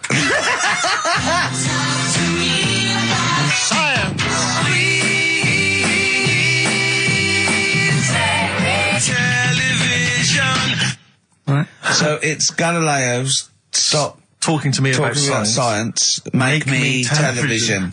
Make me television. Yeah. So you email in with the bands and that. Brilliant. Right, let's... That is rock bottom. I mean, the well-known phrase being Galileo, stop talking to me about science, make me television. As a well-known phrase is one of the weirdest things I've forget cheers out of windows and things like that. That is the weirdest thing I've heard on radio as a competition. Can we have that one next week? Okay, well here are the prizes. If you think, Rick, if you think the quiz has hit rock bottom, wait till I tell you these prizes. No, brilliant. I know that we're very much pushing new music on XFM, and it's an alternative music station, so you'll be pleased that we're giving away Now That's What I Call Music 55, featuring the likes of Busted and Daniel Bedingfield. Brilliant.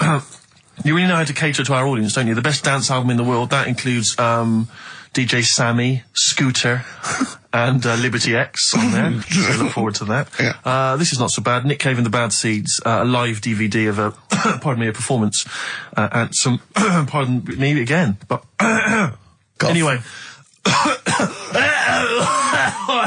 That basically sums up the prizes. So, I won't tell you the rest, they're all monotonous. But, anyway, I think those crisps, Rick, have gone down the wrong way. Although I was eating goulash earlier. Sorry. I'm fine. So anyway, yeah, that's some of the prizes. And you can win some tat. So, if you can identify these artists. The well-known phrase, Galileo, start talking to me about science, make me television.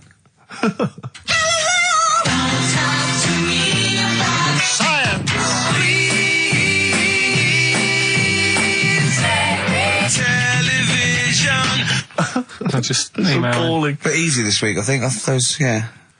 Play a record, Carl. I mean, it's ridiculous. Ricky.gervais@xfm.co.uk. The Pixies. Answers rushing in, we should point out, for the quiz. Most of them agreeing that it's pointless. Some people have called it... It's songs of phrase, of course. Some people are referring to it now as songs of arse. Which is more than appropriate. But you'll be pleased to know that it's ending this week, and next week we've got the return of the even more pitiful Rockbusters. For the last one. That's back for the last one. We perhaps also need your petitions to Karl. If you want us to stay on the air, then you need to petition Karl, giving good reasons why he should stay, why this show isn't boring, or rather why he shouldn't be bored by it. I mean, you're bound to be bored as listeners, but obviously he's running out of steam now. What are you fed up with? You're just fed up with, in general, are you? I mean, you want your Saturdays back, do you? Just want a bit of a life back, that's all. But you don't do anything with your life when you've got it. Why don't you do this instead of, like, your day job? Can't. It's more important than my day job, innit? That's what earns the company money and that. Know what I mean? Well. So... Why don't you do a regular show then? Sack someone who's, you know, quite frankly not putting the weight. I've done that. I did that years ago. What do you mean? Done it. Told you, I've done a lot of stuff. Boxing, done. Sick. Dancing, done. No, you turned up, the place was shut.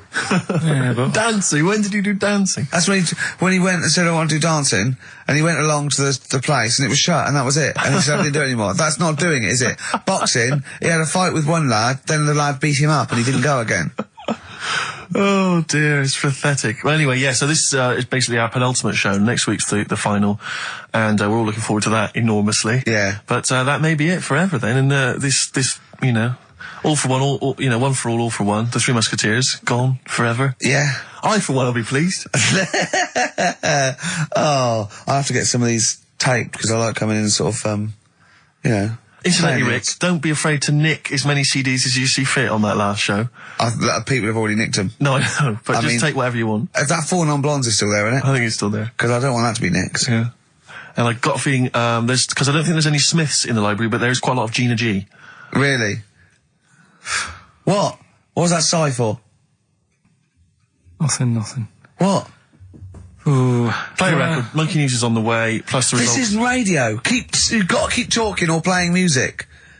Play some music? Yeah. I was going to say the winner. I don't think anyone cares. Oh, come on. Someone got all of them, didn't they? Well, okay, play it again then. This was Songs of Phrase. You did this. The well-known phrase is Galileo, stop talking about science, make me television.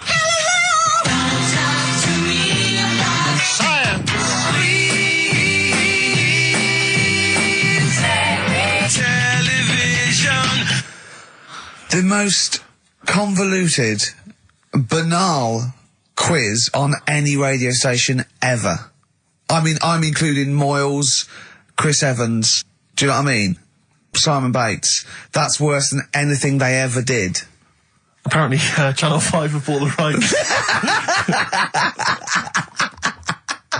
Anyway, what were the answers, Carl? We had Queen in there, Altered Images, Thomas Dolby. Yeah. Beatles, Aretha Franklin, and Red Hot Chili Peppers. Well, extraordinarily, Tracy and John Burton from Colchester and Essex got all of those right. Why they would want the prizes, I've no idea, but good luck to them. They can enjoy those at some point. God bless. Right, are we... Competition then, come on then, what is it? Oh. Songs of Phrase. Remind us of this? We got the film one coming up later as well. Oh. But Songs of Phrase is the one where I take a popular phrase from the show. Well, no, it's not a popular phrase from the show. It's sometimes something you said once. Oh. There's this airy Chinese kid. Yeah. And I get all different bits of songs, so, you know, I make up that sentence, and you have to email in with the artists that you hear. Well, what's the popular phrase then? What's this popular phrase that's sweeping the nation? It's what we talked about last week. Go on. My girlfriend had a problem with a marrow. Right. Yeah. All right. Okay. She wasn't your girlfriend. Oh, yeah, but I couldn't find sort of Okay. blind date or whatever. So seven artists it's taken to make up this Me Songs of Phrase. girlfriend had a problem with her marrow. Well, that's at least 8, so... Well, maybe I not. think I've managed it in 7. Anyway, here we go. Oh, What the artists? We'll listen to the names of the artists. Yeah, Get what- a pen and paper and make a note. What artists are you hearing here?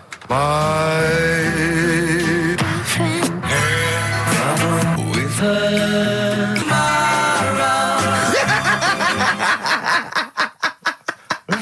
Very good. Oh, okay. Alright, What's so- more? So, what the artist? with her My Very good. girlfriend had a problem with her marrow. We want the names of the artists. What can we win, Carl? Just can I just recap that story? Girl can't run a blind date. But when he found out that this girl had some sort of bone marrow problem, he said he didn't want to see her anymore. What's the point in getting to know someone that's going to die? Yeah. So that's what you're dealing with. That is what you're dealing with Karl Pilkington. Would you buy a car with a Duff engine? It's a fair point. Ricky.Gervais at xfm.co.uk. Don't steal our son. The Thrills on XFM 104.9. I'm Ricky Gervais, with me Steve Merchant. Over there, Karl Pilkington, the man who believes anything. Anyway, listen, we better get back to the competition. I'm worried that we've lost sight of that competition, because I'm not going to lie to you, we've had no entries whatsoever so far. I can't believe that, because I actually got up most of those. That's actually a more accessible one. I think I know all the artists, and I'm stuck on Girlfriend, but I think I might know who that is. Let's hear it again. I'm surprised. with her No, I think that's a pretty accessible one, An man. accessible quiz? Yeah, so no one's... Is the email up, or no one's listening? No, well, I think there's a little bit of that. But I think we've accidentally closed down the texting. Oh. So if you're texting in, This don't is bother with that. rubbish. It really is awful, isn't it? Yeah. just play it again. Hang on a minute.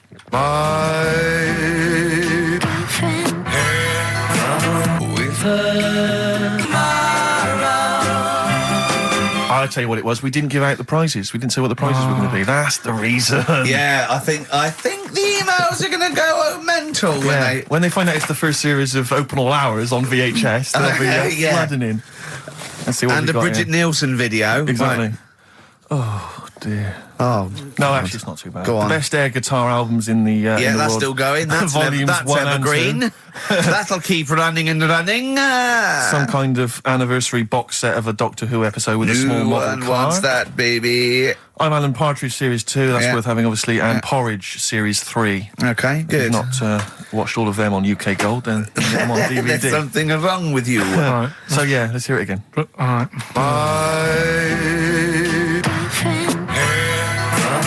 with her Just name the artist. That's all we want. Just Yeah. the artist. Ricky.Gervais at xfm.co.uk. Play record. Right, Adams. Yeah. Yeah. Oh, this is absolutely fantastic. His version of Wonderwall. If you've not heard Beautiful. it yet, you'll be loving it. You'll be loving this. Carl, have we got the results? Yeah. Go on then. What are they? Play it Songs again. of Let's play it Phrase. again then. Okay, This songs of was phrase. the phrase. These were the songs. with her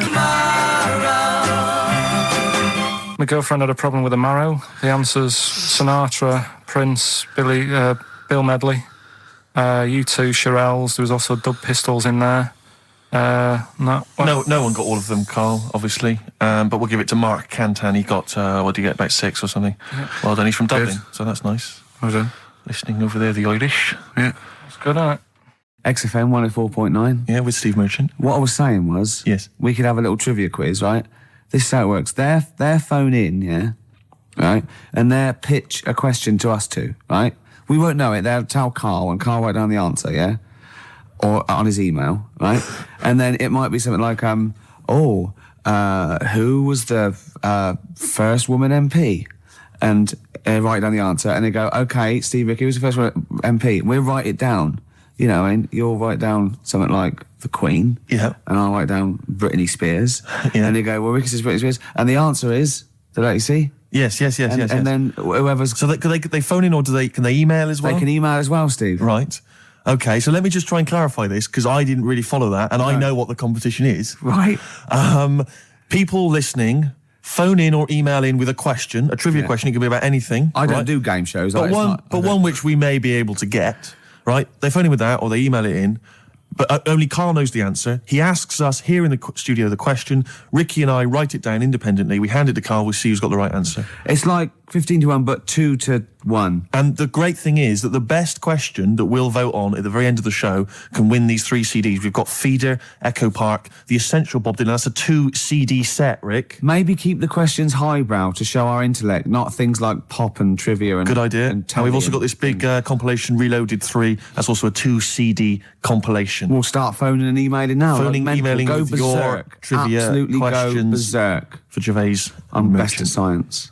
Well, don't start Well, giving don't hints. say That's that. not fair, That's because not I'll say fair I'm best at films if they want me to Yeah, but I've win. already said don't do trivia and entertainment and that. Well, they should do. They should do no. trivia and entertainment. Music and films is what they should do. No, they shouldn't. Or That's old stupid. TV. That's the cliche of XFM listeners, and I know they're more intelligent than that. They're not, Rick. They're stupid people. They're stupid people, and they only know about a few things. Garbage, Cherry Lips on XFM 104.9. Well, either they really want those CDs or they want to embarrass us. Because the phone lines are going mad. And They are Carl's going mad. taking- We didn't even give out the phone number or the email, Rick. Shall I just give it out now? Well, obviously don't need to. Well, I ought to anyway, for those that didn't hear it but didn't know it already. Of it.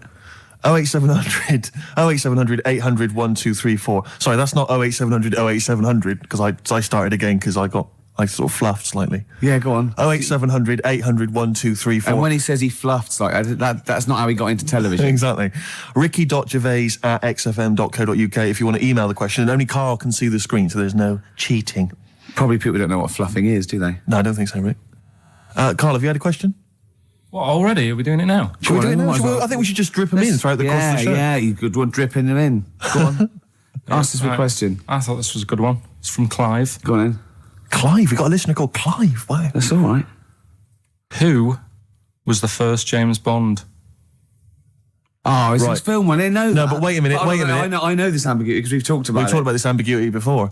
You see, he might be deliberately embarrassing us because the old myth is that someone played it on radio Yeah, that we all know and love. Yeah. Now, he should have specified, did he mean the film James Bond, the first film James Bond?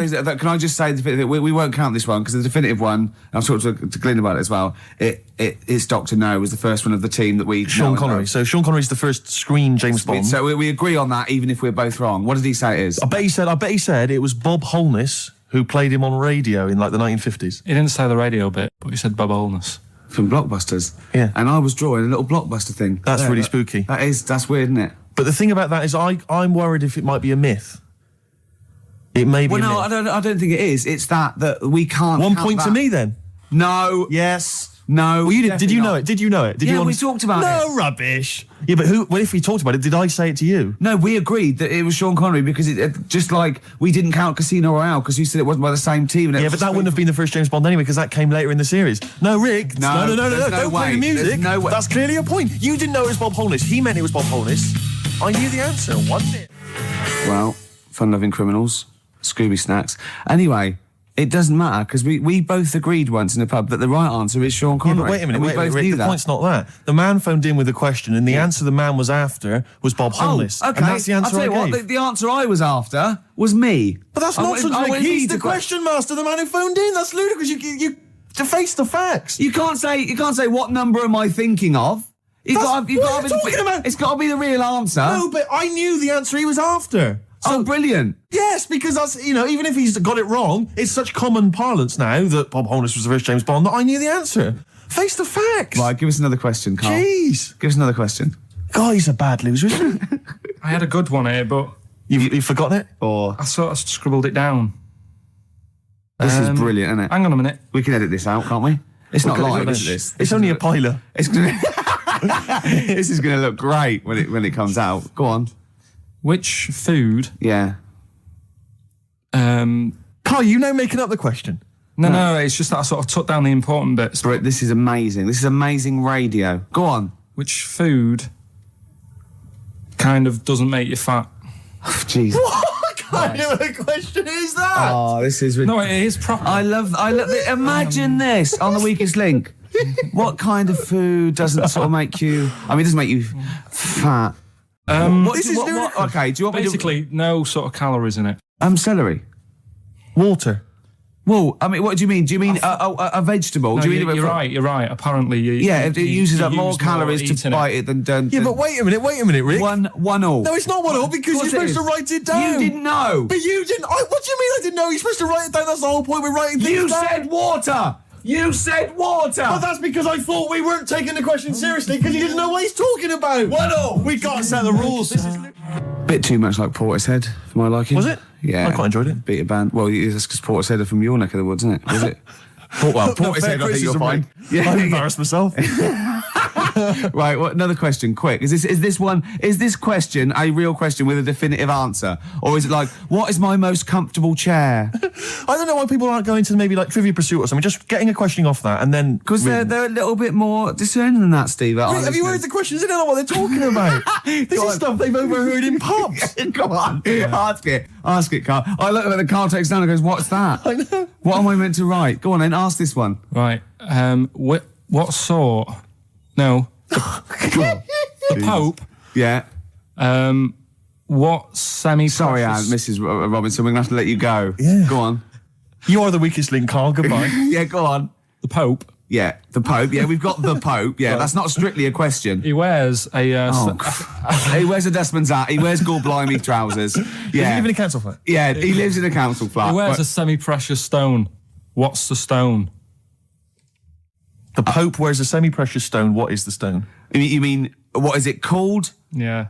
What is it called? What, has it got like a kind of papal name? I think it's like, is it a 18-carat one? So we got to try and get the carrot yeah, of the Pope's big diamond. He calls it Dennis. He calls it Dennis the Stone. Do they want the type of gem it is? Like, or is there some kind of papal name for it? Or do they want it like the Rosetta Stone? Or I don't know. I can't play a record. Play 2 record. Let's not. Where's your head at? Basement Jacks. Right, okay, let's get this right. Have we knocked this on the head then? It's just not happening. Oh, here he is. Look. Here he is. Come in. How have you... Oh, God. I don't believe that. Oh, that's pathetic. I do not believe that. That's absolutely pathetic. Now, they won't believe this, will they? No. Right, No. if I say that Jonathan Ross just got his massive member out, and he is a big lad, come and sit down. I've got your tickets, Mr. Gervais. Thank you. What's going on here then? I mean, why are you dropping off tickets? Well, because, in the spirit of the Comedy Awards, we like to have the rising young stars of the British Comedy Awards. That's right, and that's me. Well, we couldn't find any this year, so we've asked Ricky whether he would sit in the rising young star seat, and I wanted to deliver the tickets personally, so there's no excuses if he doesn't turn up later. Yeah. I always suspected that you were sort of pretty well endowed. Yeah. And now we've seen, it's on webcam. That was just one of my cocks. That's the one you're wearing today. Don't say that. No, This is meant to be the happening young station. What's going on? No, you can't say stuff like that. You can't. Just careful what you say. Look after Judy and Clary. Take his wilderness and he comes back in a person line. 10 years of the What happened wilderness. to you? That's Jesus you're thinking of, isn't it? Just because you're on everything at the moment. I walked in here and I came in here and I thought this is the young happening place, and what do I see in here? 3 old men sitting What are there. you talking about? I'm only 28, 27. You're wrecked. You all look wrecked. Well, that's because we're always partying. I was looking for some youngsters. Where's the youngsters? I wanted to see some tight leather pants. I wanted to see some foxy chicks hanging on you every word. What is it? It's a bunch of old blokes and a bloke up there washing up in a sink. But look at him. He even dresses for radio. Look This at is him. ludicrous. It's amazing. Looks like, I love the fact you were on the phone to Gervais last night, weren't you? Asking his advice on clothes. Look at him. He's going for the man down the DSS. I like that look. That's a nice look. Have you got a single pair of trousers that aren't elasticated at the waist? They're maternity jeans, aren't they? They've got a whole panel that pushes The forward. thing is, what I do at the end of the week, I can pop these in the pan and I can make a nice soup with all the food that's encrusted in At them. his years as a homeless coming to the fore there. Look at you, But one why- step away from Lawrence Llewellyn Bowen. I'd like to be that bit closer. But why are you dropping off tickets? Are you a little bit... Because I thought you were married and stuff. Why do you suddenly got this obsession with Gervais? Because I'm a bit rough, ain't I?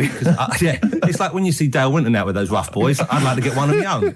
When a top celebrity in a lovely looking suit walks down the corridor with his penis out. Yes. I know that I'm still an attractive You know man. you've arrived. I was inaugurated in the same way. For me, it was Des O'Connor. It's the passing on of the baton, if I may use that euphemism. and you've been battened. But it's fantastic. Well, it is a pleasure. I don't think I'm complacent just because I'm mixed with you. I still wake up and think, I don't believe it. I'm mates with Jono. Can I just point out one thing? Jono. I was listening to the show last week and I heard you, as always, revealing a little too much about yourself, if you don't mind me saying so. Yeah. Steve tried. Not as much as you. No, but that was just for the benefit of the room. Yeah. And talking about when you used to occasionally urinate in the sink. Yeah. When you were around my house last time and I came in and you looked a bit shifty. No, please reassure me. It was more ownership. Yeah. I was like, I went to my territory, and then other people that come in and go, has Gervais been round here? It's like just marking my territory. Because my coffee the next morning had a hazelnut tang to it that I don't remember putting in. Can I just say something? Because I mean, I used to, mention to you, Gervais, when we first started getting involved in the business. Yeah. I used to say, if there was one celebrity I'd like to be friends with, it's Jonathan Ross. Yeah. Lo and behold, Ricky's befriended Jonathan Ross. I'm nowhere to be seen. But Not Ricky invited told me- round. Ricky told me that I could be his friend, providing I never extended the arm of friendship. Right. to you. Yeah, if you ever... I thought as much. He tries to keep everyone else down he works with, from the office, all the other shows. He Yeah. tries to keep them down. He said, I didn't even want I'm you number coming one. in. I wanted Yeah. to meet you on the steps. Yeah. I didn't even want to tell you you were around. But you called. He went, who's that? And he saw your name come up and he went, well, can I meet him? Well, you're coming tonight, aren't you? This isn't Radio 2, by the way. These links are way too long. This is snappy radio. We have to play out... Yeah. You might The be kids have lost lost, interest. But Put some more- the kids want to hear Coldplay, Catatonia, You know what I like? Faithless. How about some more of that instantly forgettable hip-hop you play each week? One of those obscure Go. hip-hop hooray. That's the worst feature on British radio. You should be ashamed of yourself. Wait a minute, I've heard your As I was quiz on saying to Radio Bruce 2. Forsyth You're the having a other day, I laugh. said the hip-hop's had its day. You told me that one. Put it away. Put it away. I'm Carl. Carl, how you doing? I'm all right. Got a question for you. Quiet man. Got a question. Yeah. The Pope. Yeah. What semi-precious stone does the Pope wear? That is easy. Go on. Topaz. Is that the right answer? I don't know. I might have wrote it down. I'm really sorry, Jonathan. It's not what he publicly admits to, but I have to know because I was hanging out with him at the Groucho one night and he was saying, oh, look at this, look at that topaz, go and buy that, look at that. Vatican City. Look at that. We can make a nice ring out of that, he said. Didn't go anywhere, but thanks for asking. I better go, I've got to go and buy some winkle pickers. Thank you very much. Okay. Enjoy Nice to meet it. you, Stephen. Yes. Carl, I wish I could say it'd been a pleasure, but actually it was quite creepy. See you later. Yeah. It's annoying, actually, that Carl never went to the email because the questions have been sent in there. Are they good? Questions, and they've all been sort of neatly spat out with the correct answer. For instance, I might have asked you this if I was the quizmaster, Rick. How many noses do slugs have? Oh, I Which is an think interesting it's thing. 4. It is 4. Yeah. Point to you there. Let me just see if I can find another one. Who, according to the current issue of Viz, is a cycloptic pop temptress? Oh, don't know. Is it a pun on her having one eye and sounding like... Cycloptic is the clue. There's Yeah. only one pop temptress. Oh, it's Gabrielle. Of course. Yeah. 2 points. Mine are better. He didn't get them. These are rubbish. Have you ever watched a quiz show? Because I can understand the question. They're rubbish, I suppose, aren't they? That gives me a chance to know what the answer is required. Go on. Let me see if I can find another one for you. No, you're never going to get that one. That's too hard. Oh no, that just That just teases you more, Yeah. doesn't it? What's the name of... No, that's boring, that one. Sorry. there you It's go. beginning to fall apart again now. Here we are. What's the proper name for Big Ben? Is it St Stephen's Tower? You know, it absolutely is. That's 3 out of 3. That's fantastic. Yeah, because the bell named after something like Benjamin so and so works in it. It's Stephen's Tower, and that's the big bell. It's actually, in a weird way, I didn't know any of those. So it's actually quite good that we did kind of balls it up with Carl, because otherwise there'd have been egg on my face. Yeah, but I still won. I just won less. Oh, did you? Yeah, you did win. Yeah. I've already forgotten. I already wiped that out of my memory. Yeah, but hey, Steve, it's not me that's the real winner. It's Neil who asked that question About pubs. and he's got those 3 CDs. Just tell him what they are again. Just Feeder, Echo Park, a compilation called Reloaded 3, lots of great stuff on there, and the Essential Bob Dylan 2 CD. Have you called him and told him? No, not yet. This is such a shambles, isn't it? Because what if he goes out or something? Actually, if he's listening, can he give us a call? That is so lazy. Can't we call him like Tarrant would? I would have That's had his surprising. number. You've not got his number? I forgot. Oh, this is unbelievable. I said get the numbers, Carl. I wanted to go for the Pope one. Carl, do you actually work here in the week? Or, like, did you just, you know, like in a film when they knock someone on the head, put on the spacesuit and go to the moon? Is it like Secret of My Success with Michael J. Fox? You actually work in the post room, but Saturdays there's no one around that recognises you. So you pretend that you're a producer? Yeah. Because you don't seem to know any of the rules. Because I reckon that name's made up. When did I say a producer? When did I say I was? Carl Pilkington is a name that you'd come up with on the spot. No, he doesn't work. No, he's not a producer. He says he works in sound. He works That's what in he says. sound. Yeah. Well, I'll tell you what, work with this. This is my song for the lovers. It's a beautiful track. I've played it before. I'll play it again. It's one of my favourite tracks of all time. It's Bob Dylan. If You See Her, Say Hello. Here's a little bit of trivia for her. This is the last song I ever played on the old XFM before they came in and said, OK, you can go now. That's incredible. Isn't it? Bringing tears to my eyes. Lovely.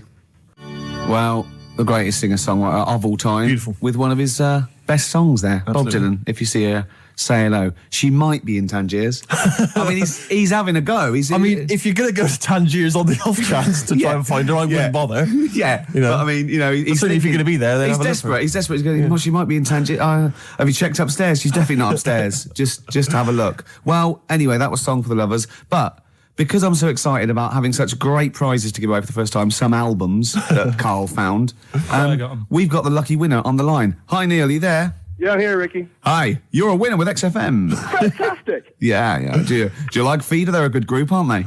Feed it back. Well, yeah, the kids seem to like him. They do. The kids like them. And then Bob Dylan, he's a great, lovely bloke with a guitar, isn't he? You're working hard, aren't you? I'm fed up with this, mate. Really. Honestly, I just don't know what else to do. I come in every week. I try and zoom. Yeah. You have to write a new series of The Office. That's what you have to do. I'm trying, but I've got voiceover work now, so there's more money in that. You're everywhere. Yeah. Woolies adverts. Yeah. Ooh, sorry, I shouldn't mention that shit on the radio. No, it's all right. So, Neil, Steve Merchant here. Will you be looking forward to receiving these albums? You've got Feeder, Echo Park, Bob Dylan album, the best of, and a compilation. You looking forward to them? Oh, absolutely. You know, I mean, it's going to really lift my Christmas. I'm not going to get to go home this year, so that's going to make up for it, I'm sure. Neil, what of those three? Which one will you be putting on first? I think Feeder, Echo Park, because the kids seem to like it. Okay. Excellent. Thanks very much. What will you be doing for the rest of the weekend? Are you going to be chilling out? I'm chilling, man. I'm freezing. I'm playing golf right now. That's madness. It's very cold out here. What's your handicap? What's my handicap? My short game's terrible, but right. Yeah. You're going to be watching the National Comedy Awards this evening. I hear that The Office is nominated. You guys are the shoe-in. Sorry? Yeah. You're a shoe-in. It's yours. Thank you. I don't know what a shoe-in is, but I'd like to go to one. I think it means like foot in the door. Lovely. Yeah. Not foot in the door. It's like it's yours. Your name's already on it. Oh, really? Wow. I would think so. Yeah. Well, why would Ross stop around? I don't think he makes the decisions. Neil, thanks very much for calling. Those prizes are going to be winging their way to you. We're just like real DJs, aren't we, Neil? Just say we're just like real DJs and we'll leave you alone. You guys are just like real DJs. Enjoy your game. Cheers, bye. The reason you became king of the universe, of course, is because of your fascinating French bread anecdote. Oh yeah, come on then. How did baguettes come about? If this is going to be someone cooked a loaf a bit wrong and said, I can still make a sandwich out of it, I'm going to hit you. No. Go on then. Right, Napoleon, when he was at war and that with Russia. 1812, yeah. Yeah, all his soldiers were like, not used to the cold weather and that. So they said, take some clothes in your bag with you because it's going to be nippy out there. So they put all the clothes in the bag. Sure. They were told. It's Napoleon, for Christ's sake. No room for any food. You're joking. So couldn't they make some sort of like sandwich? No, it wouldn't fit because of all the clothes. You had to take extra gear. Sure. So, anyway, he said, I can see where this is going. I'll be honest. Is there a baguette-shaped gap left in their holdall? They thought, let's make some bread that you can fit down your trouser leg. What? That's not true! No, it's not, I read it in Euston train station. I was waiting to go back to Manchester. Where did you read this? Scrawled on the wall in graffiti? Yeah. Do you know was it also meet me here for cock fun at 12 o'clock? The upper crust sandwich shop, Euston station. It's on the wall. What do you mean it's on the wall?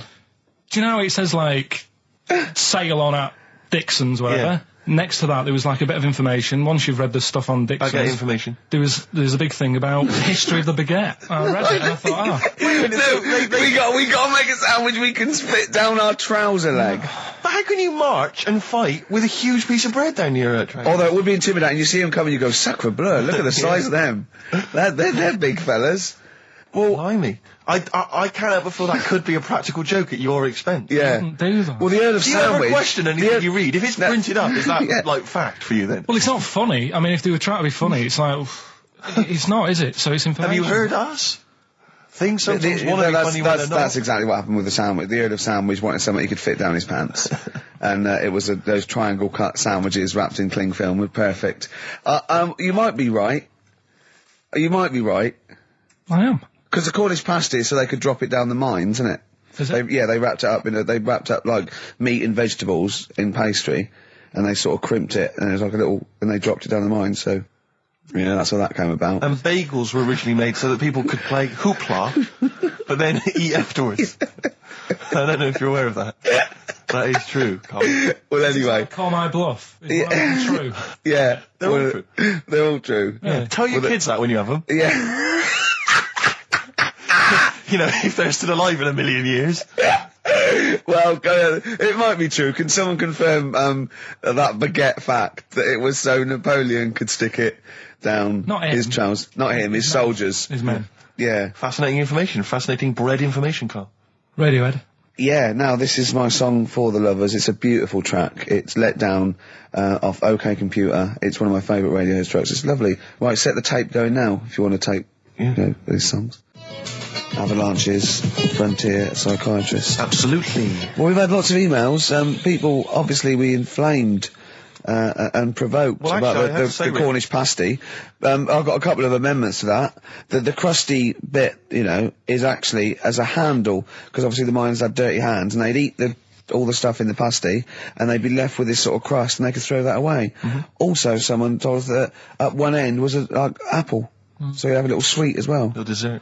So, there you go. You noticed how, over the years we've been doing this, way back when we started XFM, no one ever contributes when we ask about the music, when we ask about hip-hop, or their, opinions on that, anything important. No. But start talking about pasties. Yeah. We've had about 5 phone calls. Yeah.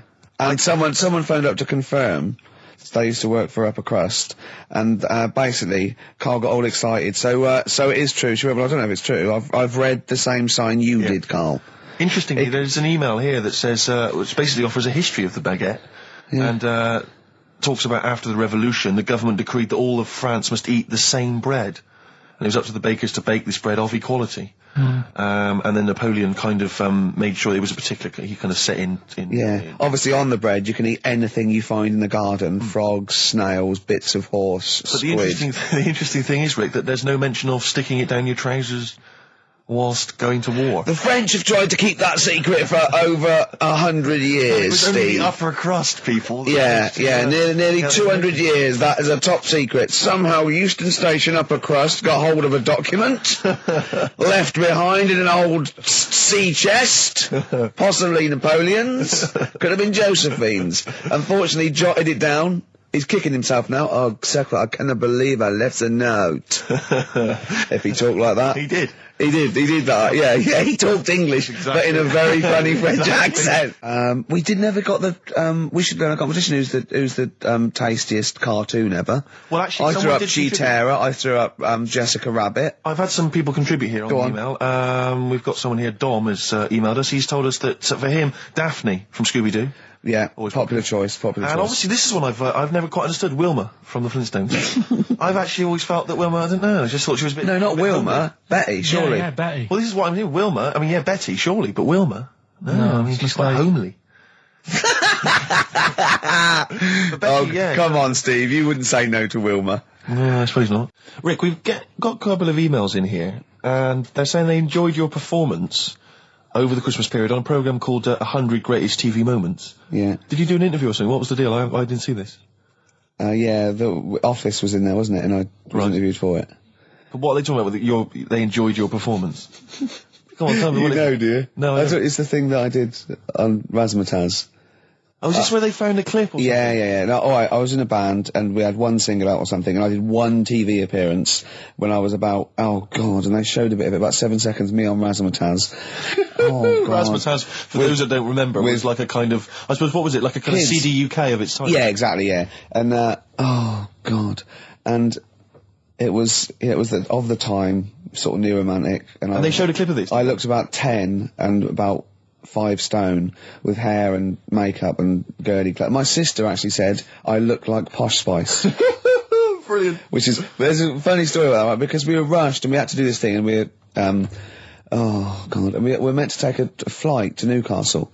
And where were you travelling from? London? Yeah, but we got there and we didn't have tickets, we were told to be there, but the A&R man overslept right, for the company, overslept, and it was terrible, and we were fretting, and eventually it was too late to get the plane, we missed the plane, we had to get a train, and it was really kind of fine, they were back and forth, they're going, yeah, if they come now, we can still do it, we're going to miss it, and this was like a big promotional thing, and we got there, and they went, oh, God, right, and I had this sort of like jumpsuit I was wearing that I'd cut off, put that on backwards. A jumpsuit? Yeah, Brilliant. I know, Is this it what was was bad. on the clip? Yeah, I had that on back to front, and there was no time, and I think I even mimed wrong at one point, and it was awful. But the funny story is this, that when we were there, we didn't have our tickets. This was at the airport? We bumped into Bucks Fizz.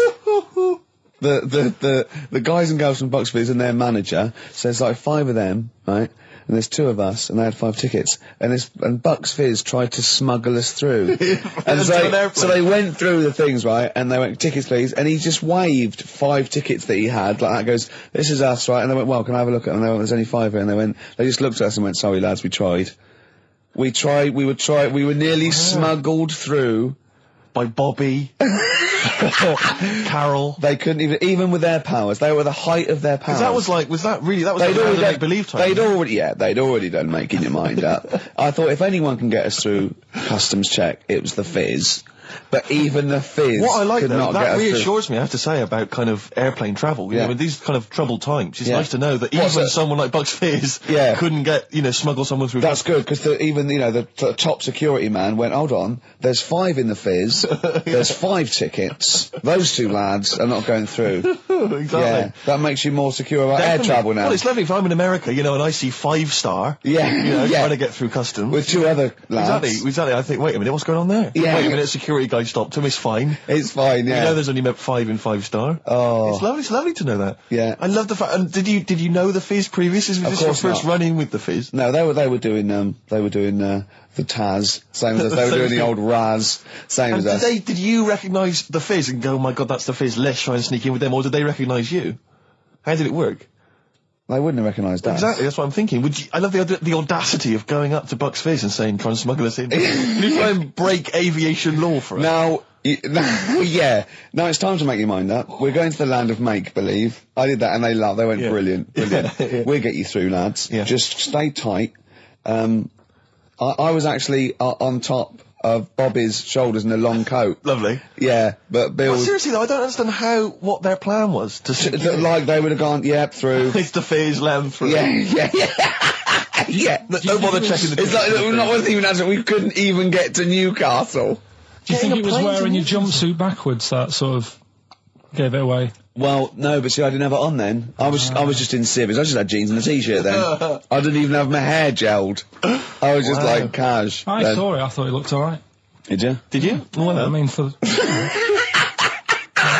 then you in a tight jumpsuit. Yeah, cheekbones. Brilliant. Yeah.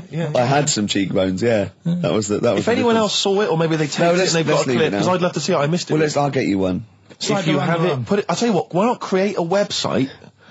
And put that clip on there on a constant loop, and then send the address in, and I'll give it out, and people can check it out for themselves. Yeah, brilliant. Is that okay? Yeah. Cool. I'll have to lose weight now. Yeah. Hives there on XFM 104.9. Right, we've got a competition question. Steve's come up with it at the last minute. This is just to check if you are a regular listener of the show. Yeah, we would like to reward loyalty. Exactly, absolutely. So, last week on the show, Ricky described a story that happened to him back in the 80s when he was making his TV appearance on Razzmatazz with his band, and he had to fly out, was it to Newcastle? Yeah.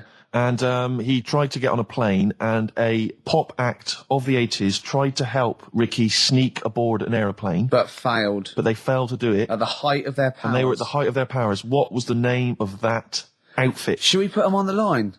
Absolutely, let's hear it. There's the people there already. This is to win Incubus tickets. Please do not be mental. Don't be mental or swear or say anything libelous or nasty. Yeah. Just be nice. You won't win if you're not. Go on. Hello? Hi, who's that? Oh, I've got my headphones on, haven't I? Put your headphones on, Rick. I'll just keep her talking. Oh, no. Hey, how's it going? Hello? Okay, hello. Hi. there. What's your name? Lindsay. Lindsay, where are you calling from? Clapham Junction. And do you know the answer? I do. Okay. Is it Bucks Fizz? It was indeed Bucks Fizz. It was the Fizz. It was indeed the Fizz. Well do done. you like Incubus? Yeah. Right. Right. Oh, yeah, you see, if I was interrogating you, I'd go, you hesitated. Yeah. There's so many people phoning up who are desperate for these Incubus tickets. Please don't make They us are give them to rightfully, you. no, to be fair, they're rightfully yours. Right, I tell you what, I'll have a T-shirt if you give them the tickets. Okay, is that just any old T-shirt, or No. Can we send her a T-shirt? Carl's nodding. we think we can send you a T-shirt? Right, we'll get you a T-shirt. How are you going to do that then, Carl? Because you've got to take her name and everything now. You keep talking a minute. Yeah. This is pathetic. This This is wouldn't amazing, happen isn't it? with Dr. Fox. He'd have it all Foxy planned. wouldn't do this. Can I say as well? It's a bank, the train station with one vowel. Yeah, but there's loads, aren't there? He hasn't thought it through. Bo as well. There's many. Listen, Carl, take a note of her number. It can't have been that. I can't remember it. What was it? I remember I tried it the last time I tried it. This is a shambles. And I couldn't work out. Then there was wrong answers. I remember Aldwych came up. Maybe it's Aldwych. What's Carl doing there? Who's he talking to? I don't. He's talking to her, but what? Say again? Look, quick, let's think of something. Come on. Tell her, are you still on this line?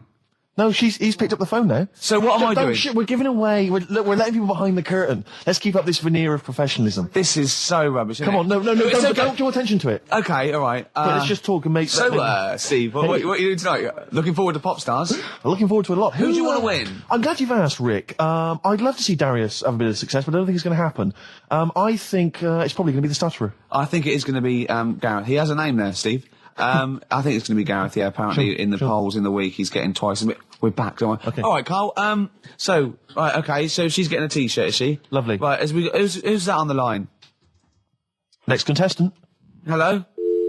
This is amazing. An error. I mean, we couldn't do this worse. Go on. Exactly. Hello. Hello. Who's that? It's Dan. Dan. Hello, Dan. Danny. So, do you want to go to Incubus? I'd love to, man. Okay. Hold on. This is pointless because he's just heard he's heard the answer. Yeah, it's definitely Bucks Fizz. This is mad. We didn't think this through. No, but let's be honest. He wouldn't have been on the line if he didn't know the answer.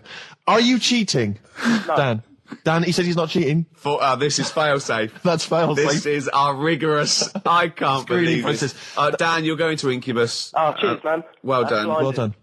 Nice one. Thanks for Cheers. listening. Cheers. Carl, what do we have to do? Do we just hang up or what happens? No, you play a song and... Play a song then. You've got his details. Yeah. Oh, Play God. it. He is, He's isn't on he? a different No, plane you to can't us. say like that. The other week, I came in when it was really miserable. And I said to you, God, can you imagine dying today? Yeah.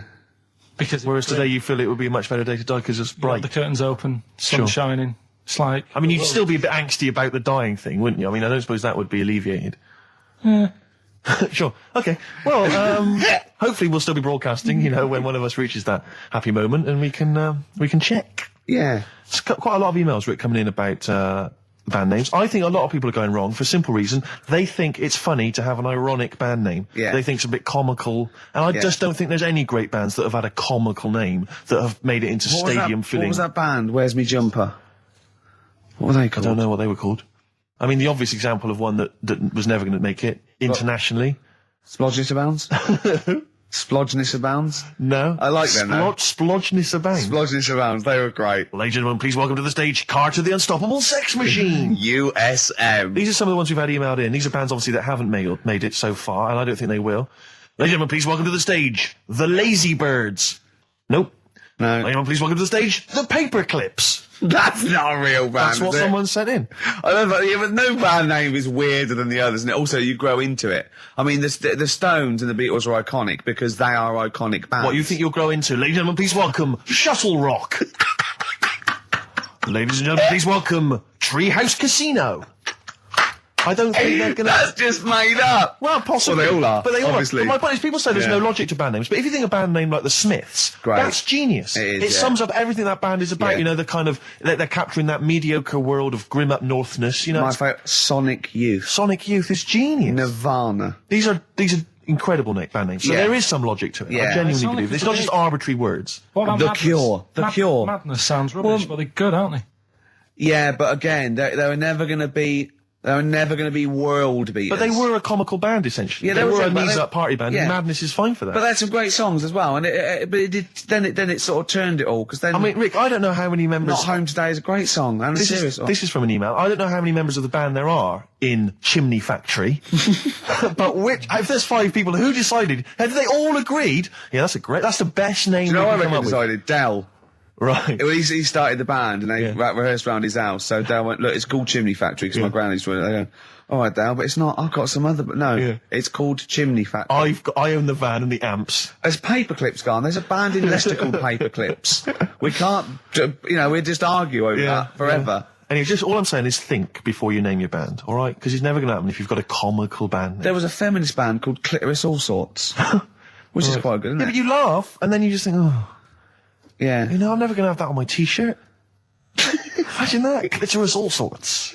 It's that time of the day now. Talking of that, Song for the Lovers. Sure, it's beautiful. Now, Steve, I will play great old tunes to the cows come home. We got to give them a little bit of Dandy Warhols and Air and Athlete. I know that, and they're great. They're good, right? But I wanted to play a Cat Stevens song, but I thought I'd better not because I've play that a little bit. And we quite like resurrecting old reputations, don't we? People like Elton John who had bad faces, or David Bowie. People whose names now are largely laughed at in the serious rock circles. Or that people might not have considered. I thought Cat Stevens, Rod Stewart, I thought. Was he Rod Stewart? Many people now are thinking of the leopard hot pants and the ludicrous hair. I think I'm sexy and all those sort of awful stadium sort of disco things, but he wrote beautiful tracks from Maggie May and I thought, hold on, two birds with one stone. What about a Rod Stewart song written by Cat Stevens? Wow. Is there such a thing? The first cut is the deepest. Let's hear it, Rick. On this album as well is The Killing of George.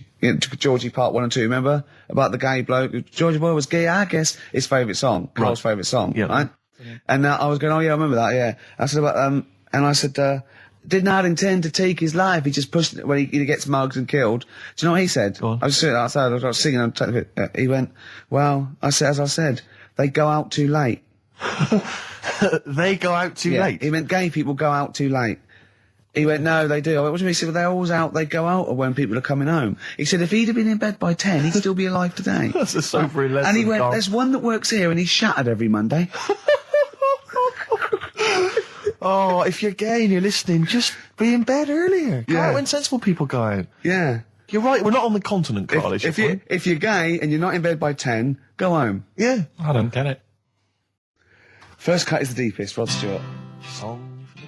There's the phone. Answer it. See who it is.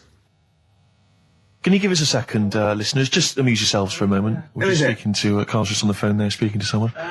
We'll just keep you abreast of who that is. Who is it? Time. It's 10:03. Wants to know if you're doing a live show somewhere tonight. So just a private call now. Asking Ricky. I am, yeah. Later. But I Ricky, don't want to say it now. On television. I don't mind one person now. In the hit sitcom The Office, and often performs live at different venues around the country. So while those two take care of business. All right, guys, have you finished that private call? Yes. Jeez, that was outrageous. Star Sailor and Poor Misguided Fool.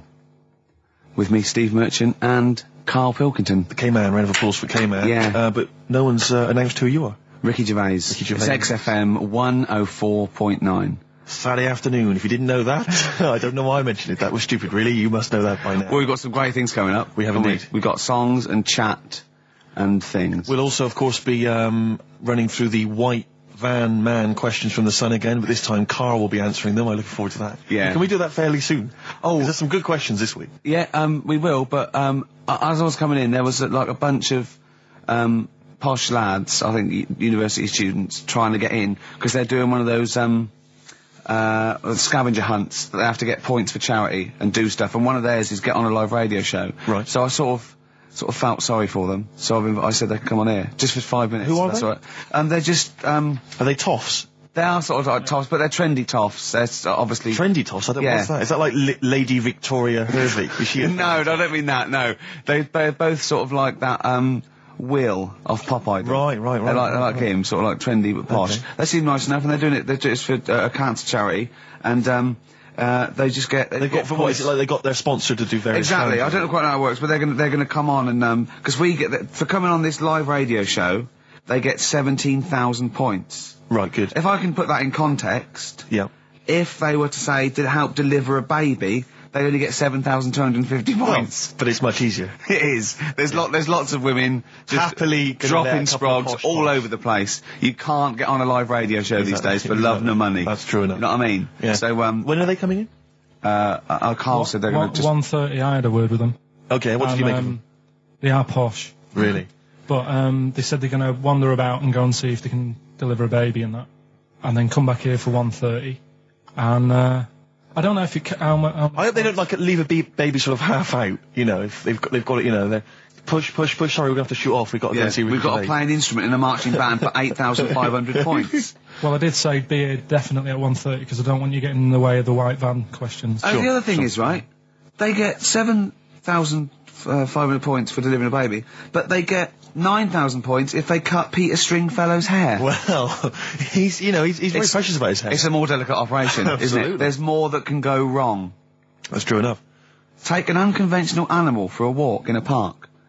What is an unconventional animal? I think that could be a dog that just doesn't play by the rules. Yeah, that's a dog that's into Slipknot. Yeah, that wheeze in a urinal. Yeah, exactly. Standing up. Exactly. Yeah, well, I'm looking forward to that. Yeah, I'm sure they're lovely guys. Good luck to them. Yeah, we'll see you later. Well, we're back, and there's a few more people here. Absolutely, well done. Yeah, yeah. Well observed. Yeah. Do you want to say hello? Yeah, hi guys. And what are you doing here? This is Mark and James, or Sco and Belch, and we're here. Sorry, your names are what? Sorry, say the last bit again. Or what? Sco and Belch. Sco and Belch? Yeah, that's right. Do you want to explain that? No. No, from the drinking games, I imagine. Yeah. We've got worse names than that, but it's radio, so. Sure. Now, you're presumably students? We've just graduated. Well, we kind of graduated. We've been in work like about a year or two. And what do you do? I work for a management consultancy. I work for a distribution company up in Birmingham. Well, okay. So now, what you're doing is a scavenger hunt, and you're raising for a cancer charity. Cancer research. Right, yeah. And you've got to do. And this is we're just helping me out here because for 17,000 points, you have to get live on a TV or radio show. That's exactly it. So here we are. That's why we're here. Yeah. Do you ever listen to XFM? I know of it. Yeah, I listened to it a few times. Sure. What kind of music, what kind of sounds would you normally be into? I love cheesy radio, sort of school disco, sort of, 80s stuff. Sure. Sorry, what was your name again? Mark, or Sco. Sco. Okay. And you're... Belch. And what sort of sounds would you be grooving to, Belch? Cheesy. UK Garage? Well... Craig David. A bit of house, just very occasionally. Sure. A bit of cheese. It depends what kind of mood I'm in, you know. Now, you don't listen much, but I mean, kiss a celeb because Karl. Yeah, we actually wanted to do that with you, Ricky. Is that right? No. That's not going to happen with Ricky, but Karl's now got his name mentioned in Heat magazine. Is that right? Well, so that's brilliant. If you want to snog Karl, we'd love to see that. I mean, we don't want to snog Karl, but I mean, we were thinking if there was kind of a female presenter here, we might be able to do something. But what are you saying? A female placenta. Well, if you've got one. Have you seen some of the female presenters that work on XFM? Oh, presenter. Is that why they're on radio? I thought you said placenta. That's unlikely. I know. Well, now what's the other things you've got to do here? So what are some of the things you've done already? Well, some of these worry me, like start a fire in Pudding Lane. Oh, we've done that already. For 4,700 points. Well, I'll tell you what we have done. We've been on Phantom of the Opera stage already. Have you? Yeah, we just asked the stage door guy. Sure. And, that wasn't during the show, I see. No. And that's right. He actually mentioned that. Yeah, we shouldn't speak about that too. Otherwise, he'll get sacked. But yeah, he was really kind to let us on. We've jumped in Trafalgar Square water with doing a sort of Friends impersonation, so that was right. How many points did you get for that? We got 2,000 points for that. We got 8,000 points for being on the stage at Phantom of the Opera, and we get double that. We get like 18,000 points, which is almost the maximum for being here right now. Really? So that's absolutely great. Honestly, I wouldn't worry about the little things. I'd go for the big. That's it. We're not interested in the little stuff. We want to go for the big stuff. Yeah. So what are the big ones are? Get on stage with S Club 7. That's not going to happen, is it? When have you got till 6 today? Well, S Club 7 are on at the London Arena at about 2 o'clock. So good luck. But I think it's going to be very, very difficult to get on there. But I think so. Yeah. Get in the vaults of a bank. Yeah, some of these are bordering on the illegal. That's 20,000 points for that. Like getting a cage at London Zoo. Don't do that. I mean, just 10,000 points, but don't do it. Unless it's a penguin cage. Well, that's what we were hoping. Just some kind of timid animal we might be alright with. You know? Yeah, sure. If anyone's got any good ideas for sort of funky things to do on air, then Okay, well, if you leave your number and anyone calls in, they can help you then. Well, maybe some of S Club 7 are listening. Well, let's hope so, because I mean, we love them to bits. If they are, it is for charity, and the points get awarded into money for colon cancer research. So it'd be absolutely fantastic if we could. Yeah. So Bradley, John, Tina, if you're listening. Yeah, if you're listening. Or any celebrity out there who's a female celebrity, we need to snog them. It doesn't need to be a long snog, but if we can, that'd be great. This is good for 7,000 points. This looks like a good one. Play the organ in a church. That must be easy. Is that a metaphor? Yeah, but you know what church people like. It says the bigger the better, so it might be. That's got to be euphemism. Yeah, it's got to be, hasn't it? Yeah. Well, thanks very much. Good luck. Good luck, guys. Get an arrangement standing outside Les Mis looking Mis. That's going to happen. That's good. Man, a big gun type thing on the HMS Belfast. Well, we've got a big gun. It's just finding the boat, which is the problem. Oh, calm down. What was your name? Bo? No. Po? Go. Thanks very much. Guys, thank you very much. Cheers. Their greatest hits album, that's Outcast, and a track called Rosa Parks. Like it. Yeah, enjoy it. Now, we just had a call from someone impressed by Karl, and Karl's very pleased because this guy has actually done a PhD on Che Guevara. So in theory, whatever subject he chose, in theory, he's probably one of the experts in the world on this particular field. Now, hello, are you there? Yeah, I'm here. Hello, what's your name? My name's David. David, now where did you do your PhD? Did it at UCL. Did it at UCL, my old college. And what was the actual title of the PhD? It was Che Guevara's influence on class struggle in Europe in the 60s. And what did you think of Karl's performance? I thought he did really, really well. The only thing, I'd never heard those last words before. So Karl actually knows something you don't know. Yeah, possibly. Although you presumably not take that as verified information. You probably wouldn't take everything Karl said as gospel. You'd probably look it up yourself, would you? I probably would have a look, yeah. Did you know about babies' eyes? Sorry? Did you know that babies' eyes don't grow? I didn't know that. You see, that's why you shouldn't take things Karl says as gospel. Because it come out with something, vaguely intelligent, and then say, "Did you know about babies' eyes don't grow?" Any questions that you'd want to test Karl on? Any thoughts? Anything he missed there on the history of Che Guevara? I think he did really well, and I think he should be congratulated. Because Karl has problems with understanding why people are interested in history, and even though he's been reading these books, he keeps saying, "Why does anyone care about history? Why is it important?" What would you say to Karl? I think he should maybe then look at who Che Guevara did influence and why he still influences people today. Yeah. Well, he knows that he influenced Citizen Smith, and he knows that if McDonald's ever wanted to swap Ronald McDonald for Che Guevara, it would cost him an awful lot of money. So he is trying to apply it to the modern world. He is having a go. Well, maybe you should think like why Rage Against the Machine have him on their T-shirts. Good point, Karl. Why do you think of that? Why do you think they have him on the T-shirts, Karl? I don't know. Maybe that was a design of the T-shirt. Maybe they wanted another T-shirt. Maybe they wanted Ronald McDonald, but didn't have any in. Sure. And they said, "Oh, we'll have that one there then." Well, thanks very much. Dave, just before you go, do you think Karl would be an interesting subject for a PhD?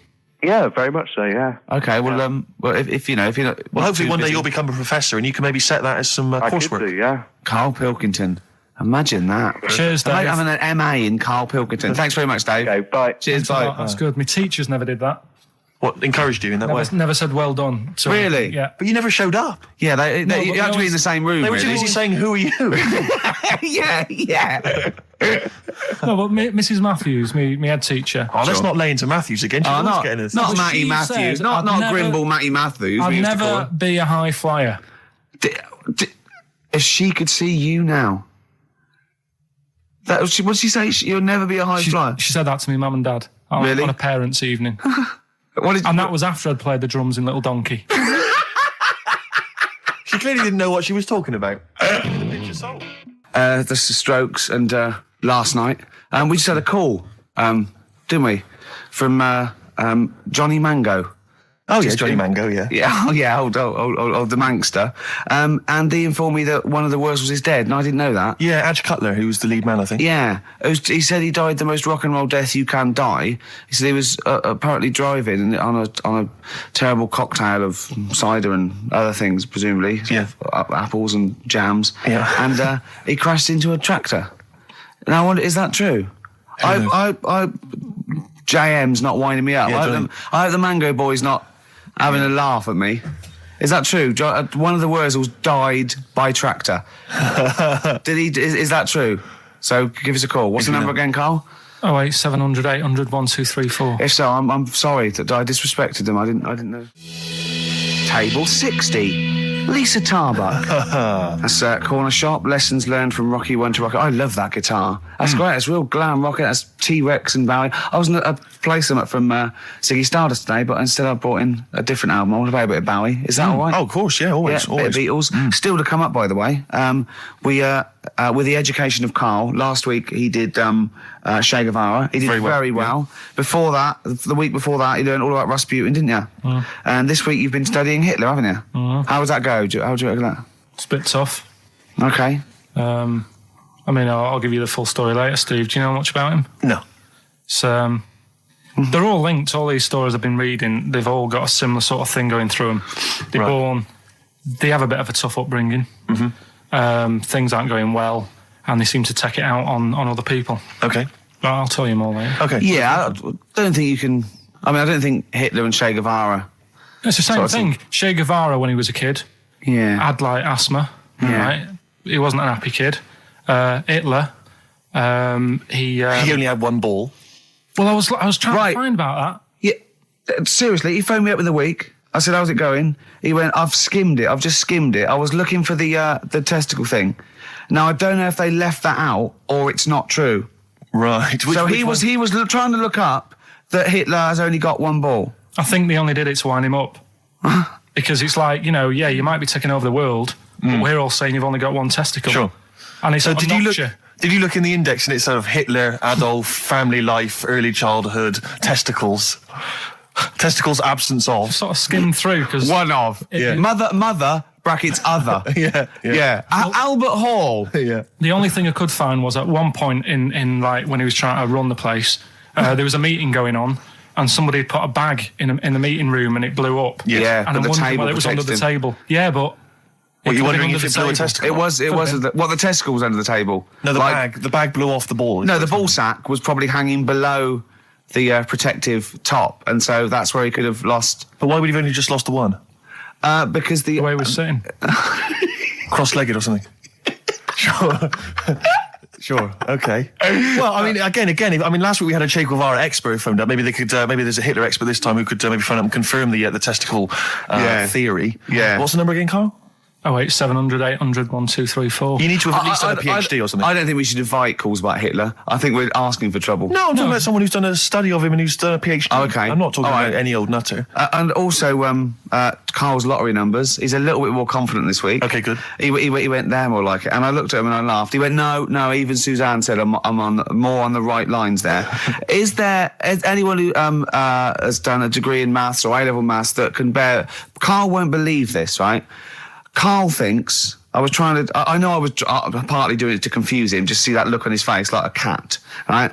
But there is the chances with a random numbers, for example, the lottery, of getting 1, 2, 3, 4, 5, 6 are no greater than any other single combination. Right. Now, that's true. I don't mean you're more likely to get 1, 2, 3, 4, 5 than any other combination put together, but than any other individual combination, they're all equal. It's counterintuitive, I know. I know you think that to get a run of 1 to 6 is less likely than anything else, but it's not.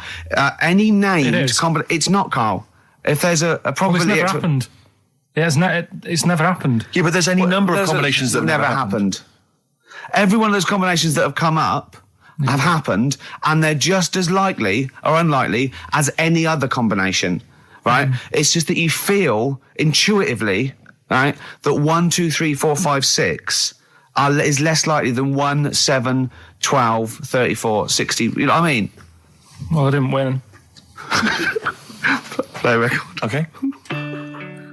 If you give a monkey childbirth pills, it works. That's. Well, we were talking about interesting things about sneezing, and I remembered an interesting fact about monkeys. So,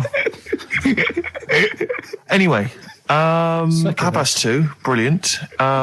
What did happen to that bloke who used to make the sound effects in Police Academy? I don't know. He was brilliant, wasn't he? Do you remember him? I don't remember. Was he called Hightower? Yeah, he was good. Yeah. If anyone knows, give us a call. God. Girls and boys. You embarrassed yourself then, Gervais. What?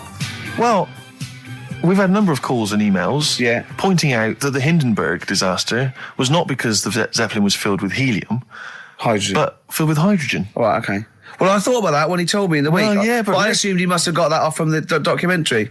So it just went up. So that's probably why the voices didn't go. That was probably why it didn't feature in the documentary. Yeah. But it seems to me we should have thought of that. I mean, like, it's school fates and stuff where they're like filling little balloons with helium. Yeah. You know, there'd be all kinds of horror stories if they were just, just blowing up, left, right and centre. I don't think you can just blow helium up like that, can you? What? Isn't that the point? What I'm saying is it can't be as potentially lethal as hydrogen, helium. Well, hydrogen isn't as bad as helium? No, helium's not as bad as hydrogen. I don't know what you're saying, because that Hindenburg was hydrogen. Yeah, and I'm saying, why did we think it was helium? That's crazy. You go to school fates and stuff with like little kids, and they're filling up little balloons with helium. They wouldn't have big canisters of helium, you know, at a charity event or, a small kind of bring and buy sale if it was deadly. Yeah, but it's not as big. I mean, when you buy those balloons at a fair, it's not as big as that big But presumably balloon. it's still flammable, is it? But it wasn't the fact how dangerous the rare gas was, or it was the fact that it was made of this thing that caught fire and just went. There was nothing. A hole in it would have been as bad. It just burnt quickly and fell to the ground because the hydrogen or helium escaped. It wasn't. It was irrelevant that what the gas was, wasn't it? I thought there was supposed to be some kind of explosion. Well, I don't know what it was, but the point is because the outer thing was so thin, right? The gas inside escaped and it fell to the ground. So it just fell to the ground like when you've popped a balloon. Well, not. It didn't quite. sort of go. It didn't like flap all over the place and make a zany noise.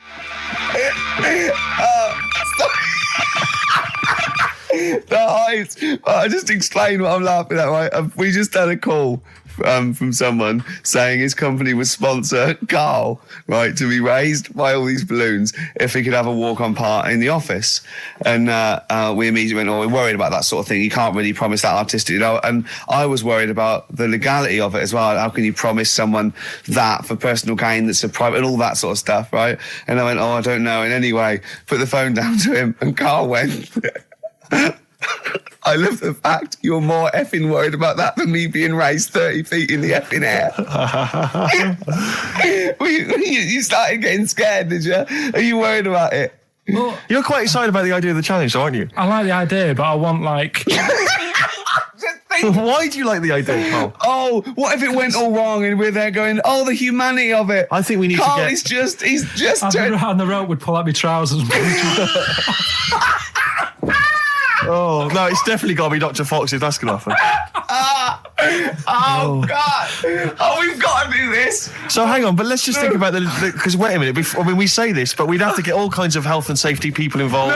No, we wouldn't. Of course we can't just start raising it in the air. No, you're allowed to do it on private land, aren't you? Look what happened to the Hindenburg. No, but I was just saying there was lots of people died. Listen, look, all we do is we get someone, right? But what if he gets loose and he just floats off into the air?